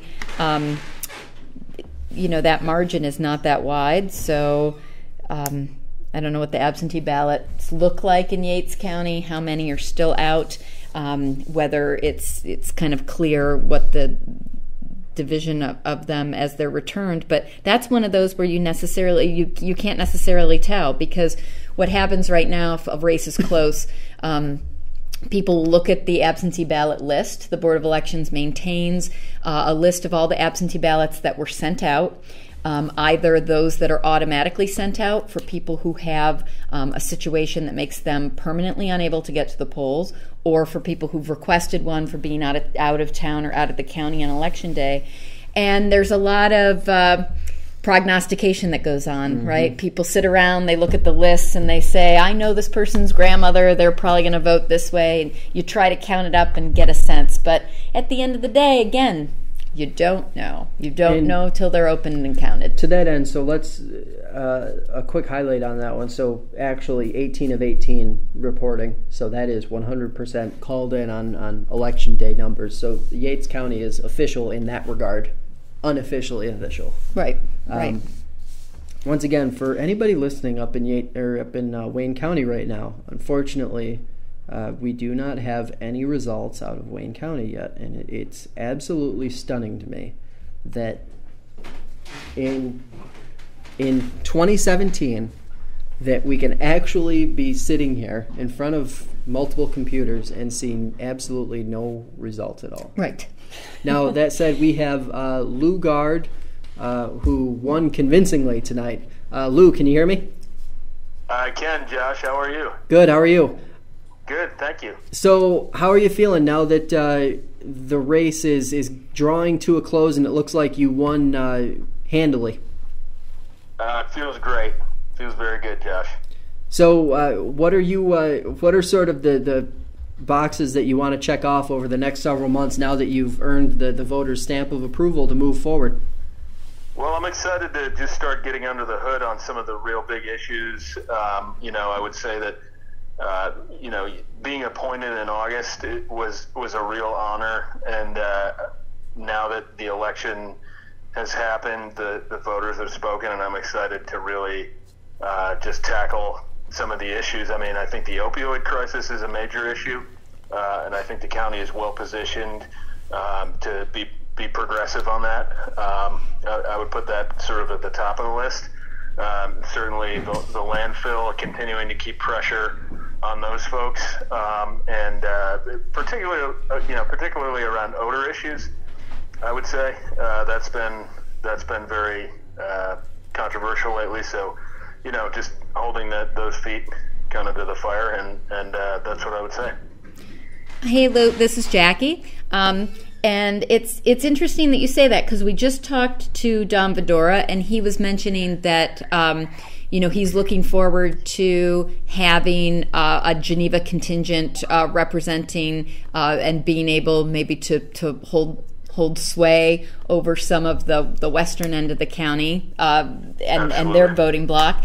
And after we got off the phone with him, we were talking about maybe some new opportunities for collaboration and policy making that might come from that. So I'm just wondering what your strategy is for working with the rest of the board. And we still don't know. We have a tied race for that third seat from City of Geneva to the county board, and how you see that shaking out. What are some of the issues that you think will be a bridge with the rest of the supervisors? I'm excited about the contingent that we have going after Canandaigua. I mean, I'm so happy to be working with Dom, to be working with Mark. They're both experienced on landfill issues. When I was campaigning, I said, I don't know what it's going to be, but at some point in the next 4 or however many years, Casella is going to come back at us with something, and they're going to say, we want you to make this concession. And our position needs to be that we are not going to move an inch. The contract runs out in 2028. It needs to be done in 2028. And if possible, we need to figure out a better way to even, improve upon that position. But I think generally it's working together as a block, as a contingent, to stand together to make sure that we're not moving an inch. So, to that end, the idea that 3 supervisors or a small number of supervisors can't generate change, you don't subscribe to that logic at all. I mean, you guys can push change, and with a good message, it sounds like you feel like you're going to do well moving forward. I'm optimistic. Of course, that's also something that I believe strongly in. I mean, I think I look at the world like the glass is half full. That's the only way to approach it. And we've got a great team here, and all we can do is continue to work collaboratively to move the ball forward, and that's it. Well, it was a wide margin and a pretty commanding win, so that's got to feel good, and it's got to give you the confidence that the message that you were sending out into the district is something that people could really get behind. So it'll be interesting to see how that continues. Absolutely. No, and I'm very grateful for that. All right, Lou, thanks a lot for taking the time to chat with us. We'll be in touch. You bet. Thank you both. Thank you, Lou. So, I mean, I like it because to me it's that youthful energy that a candidate like him brings to the table that when you're speaking to a multitude of issues, because he is a landfill, anti-landfill type candidate, right? But he is well-rounded in that he is addressing a multitude of issues. Yes. He is looking at all sorts of ways that life can be made better in Ontario County, and I think to what you said, that really speaks volumes to what people want to hear. Yeah, and I think when we were talking before about, it's hard to find the perfect candidate, I have to say that I find it very compelling when people talk about a commitment to their approach to the issues, rather than saying, here's what I'm going to do on every single thing. They're able to say, these are my general parameters, and then as other issues arise, this is what I'm really committed to. I think that generates confidence, at least for me. Now, I want to briefly talk to our listeners. We have results out of Wayne County, finally. The Sodas Point mayoral race, Dave McDowell against Chris Turtneck. It looks like McDowell has won. He has 188 votes to Turtneck's 122. The Walworth Town Supervisor race, Patty Marini collected 930 votes to Susie Jacobs, 1,133. It looks like Jacobs has won that race. And the Walworth Town Board race, Cody Phillips and Judy Markowski collecting 1,245 and 1,092 votes, both securing seats on that legislative body. And then the Walworth Town Clerk race, Amy Phillips, Crystal Lewandowski, 1,365 votes to 933. It looks like Phillips is the winner in that one. And the Ontario Town Supervisor race at this point, according to local reports, is too close to call. And two Macedon Town Board seats were held by McEwen and Babcock, according to reporting by the Wayne County Times. So as we see there, finally we're starting to get some numbers in Wayne County, and that actually is one of the last counties in our coverage area that we've been talking about that have numbers populating. I'll quickly give everyone an update on the state races that we've been following, the proposals, I should say. Proposal number 1 for the Constitutional Convention, nearly 2 million votes cast against a constitutional convention, so that will not be taking place. That process will cease to be discussed after today. Proposal number 2, an amendment on the public pension forfeiture reform. 64% of voters in New York State have said yes, with 11,605 districts reporting out of 15,502. So that's 64% of New Yorkers saying yes to taking away the pensions of those who are found to be corrupt. Yeah, I mean, this result, I guess, is concerning to me in that, on one hand, it's great to see 76% of voters agreeing on anything, right? Like, that gives me hope that we can find some common ground. But it is voting down this constitutional convention. And then on the flip side, overwhelming support for stripping convicted felon elected officials of their pension makes me wonder if this is a referendum on these two coupled together on the current state of state politics. Right. These seem to indicate that people have very low confidence in the current system. And while, maybe I'm misreading that, that's my takeaway from it. While I think that a lot of things do need to change, it seems like nobody was ready to take the Constitutional Convention route to try to change it. Right. So that asks, I think that begs the question, what next? How do we, within that 76% of people, find people willing to put forward some of the amendments and other propositions that would help to make some positive changes, like Proposition 2, on some of the issues that really do need to be addressed, right. Constitutional Convention or not. There are things that need to be discussed around redistricting and many reforms, many campaign finance reforms. So, yeah, I think that's an interesting result. I think as we approach 11:20 right now, I think it would be a good time to take a little quick break. recollect ourselves. We'll run over some results when we come back, and we're nearing the end here for our live stream as we finally start to see a wide net of results populating into our studio. So we'll be back in a moment. Yeah, final results from Seneca County coming too. They got everybody reporting. So we'll take a quick break. We'll come back. We'll kind of wrap things up. And yeah, that'll be That's that. great.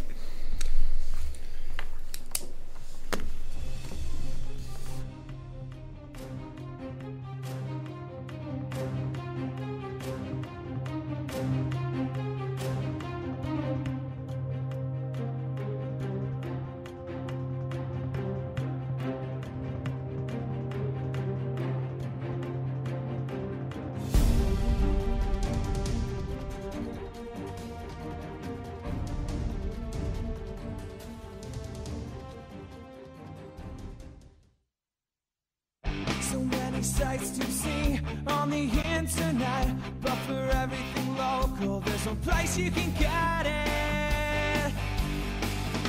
At fingerlakes1.com. Come on over to fingerlakes1.com. Make us your homepage. News, weather, sports, and fun. Log on to Finger Lakes One. Local news from over 40 sources, custom local weather, over 10 hours of live broadcasts and podcasts every week on your computer, tablet, television, or smartphone. 24 hours a day, 365 days a year. www.fingerlakes1.com. Come on and join the fun. Log on to Finger Lakes One. www.fingerlakes1.com.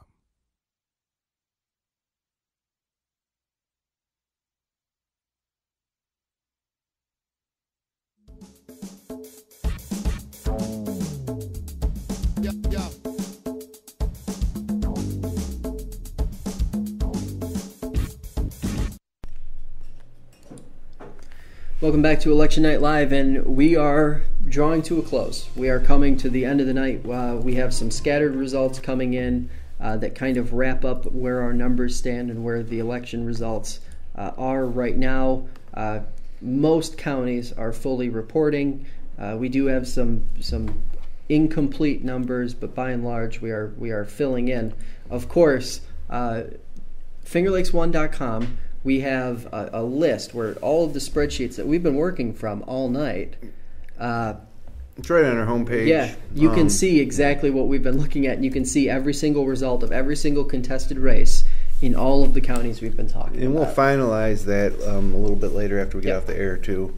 One race in Seneca County, now Seneca County 100% reported that we didn't have results from, is the Vedora Town Council. Ben Fryer, 259 votes. Eric Regal, 222 votes. Kathleen Russo, 150 votes in the Vedora Town Council race. So very interesting. And so, yeah, you know what it seems to me? I mean, just the races that I think we've been following over the past few weeks on the podcast have.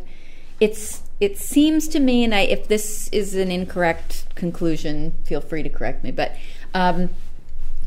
it seems to me that the results indicate that regardless of party affiliation, people were drawn to candidates who emphasized collaboration and maybe dialing back the rhetoric a little bit, which makes me incredibly optimistic because I am hoping, I keep telling people, if you are upset at all with what's going on at the national level as far as the inability for people to talk to one another in a civil way, it's got to start locally. You've got to set the tone locally and show people what you expect and what your values are. And I'm hoping that these results indicate that kind of a return to normalcy, to statesmanship.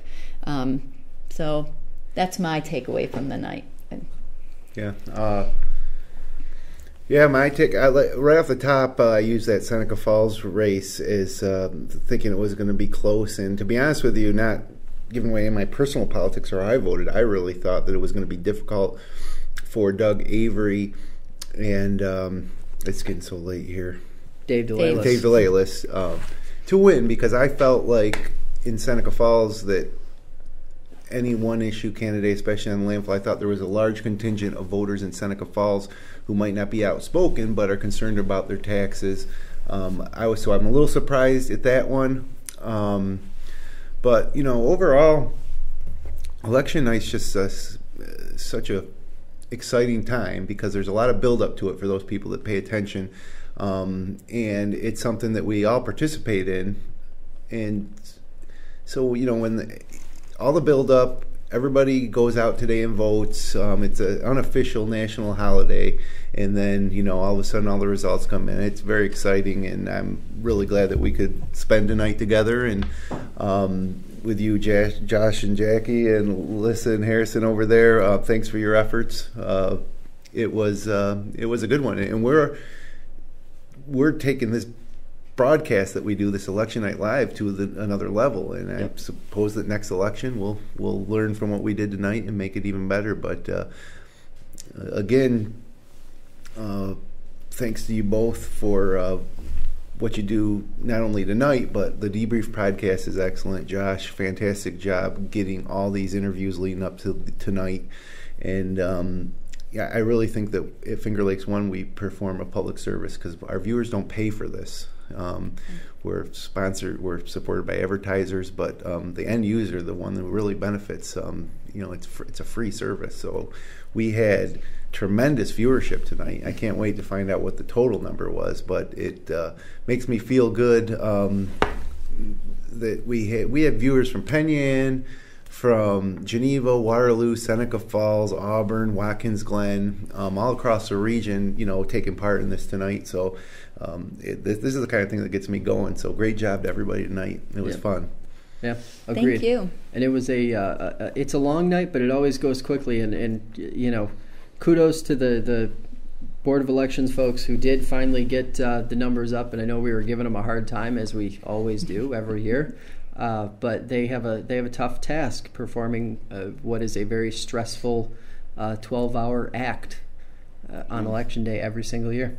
And we read off the names of all the people who were successful in their bids, but everybody who ran. I mean, it takes a lot of guts to get into local politics, and the more people willing to step forward, the better the entire system runs. So everybody who ran, I think, deserves congratulations from us. Yeah, I agree. You really put yourself out there. Especially smaller communities, sometimes it kind of smarts a little bit, when you're not chosen. I hope that most unsuccessful candidates don't take it personally. There's lots of reasons why a candidate would win or lose, but certainly those willing to participate in this age of social media, and it's you really put your neck out there. And I think that everybody that throws their hat in the ring really is doing it out of a love of their community. Yep. I don't think anybody is doing it for any. I don't think anybody does it for the extra money you might earn for sitting on a board, because it's not much. It's it is public service. Yep. So. All right. What about what are your final thoughts, Josh? You know what? We have 2 minutes left. My big concern moving forward, now that we kind of get an idea of who the winners were, I'm really anxious to see what the turnout numbers were. Right. That's what I want to know. I want to know if any, what communities saw the higher turnout than others, and, what were the really low communities in terms of turnout, and what issues were prominent in those communities. Because I think, this is just a guess, I'm going to assume that places like Seneca Falls, Geneva, Canandaigua, where these polarizing issues were on the table, saw a better turnout than those without. And unfortunately, you still, even if there isn't a polarizing issue on the table, and this is probably my biggest pet peeve in local politics, you still have to elect qualified, good candidates. Period. You need them.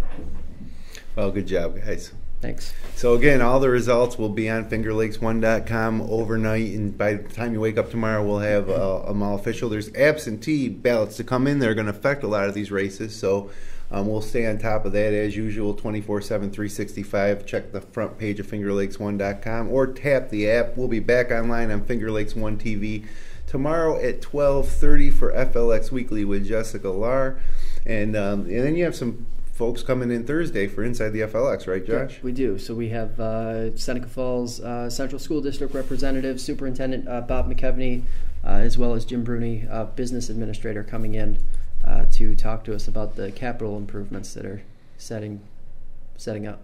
Okay, everybody's getting a little sleepy. Yep. We're tired here. Well, thank you for joining us wherever you're tuning in from tonight here on FingerLakes1.tv. Congratulations to the successful candidates. And yeah, thanks for watching. For Josh Durso, for Jackie Augustine, for Harrison and Alyssa over there staying up late. They got to drive back to Hobart tonight. Congratulations again to the winners. Thanks for watching, and we'll see you next time. That's right.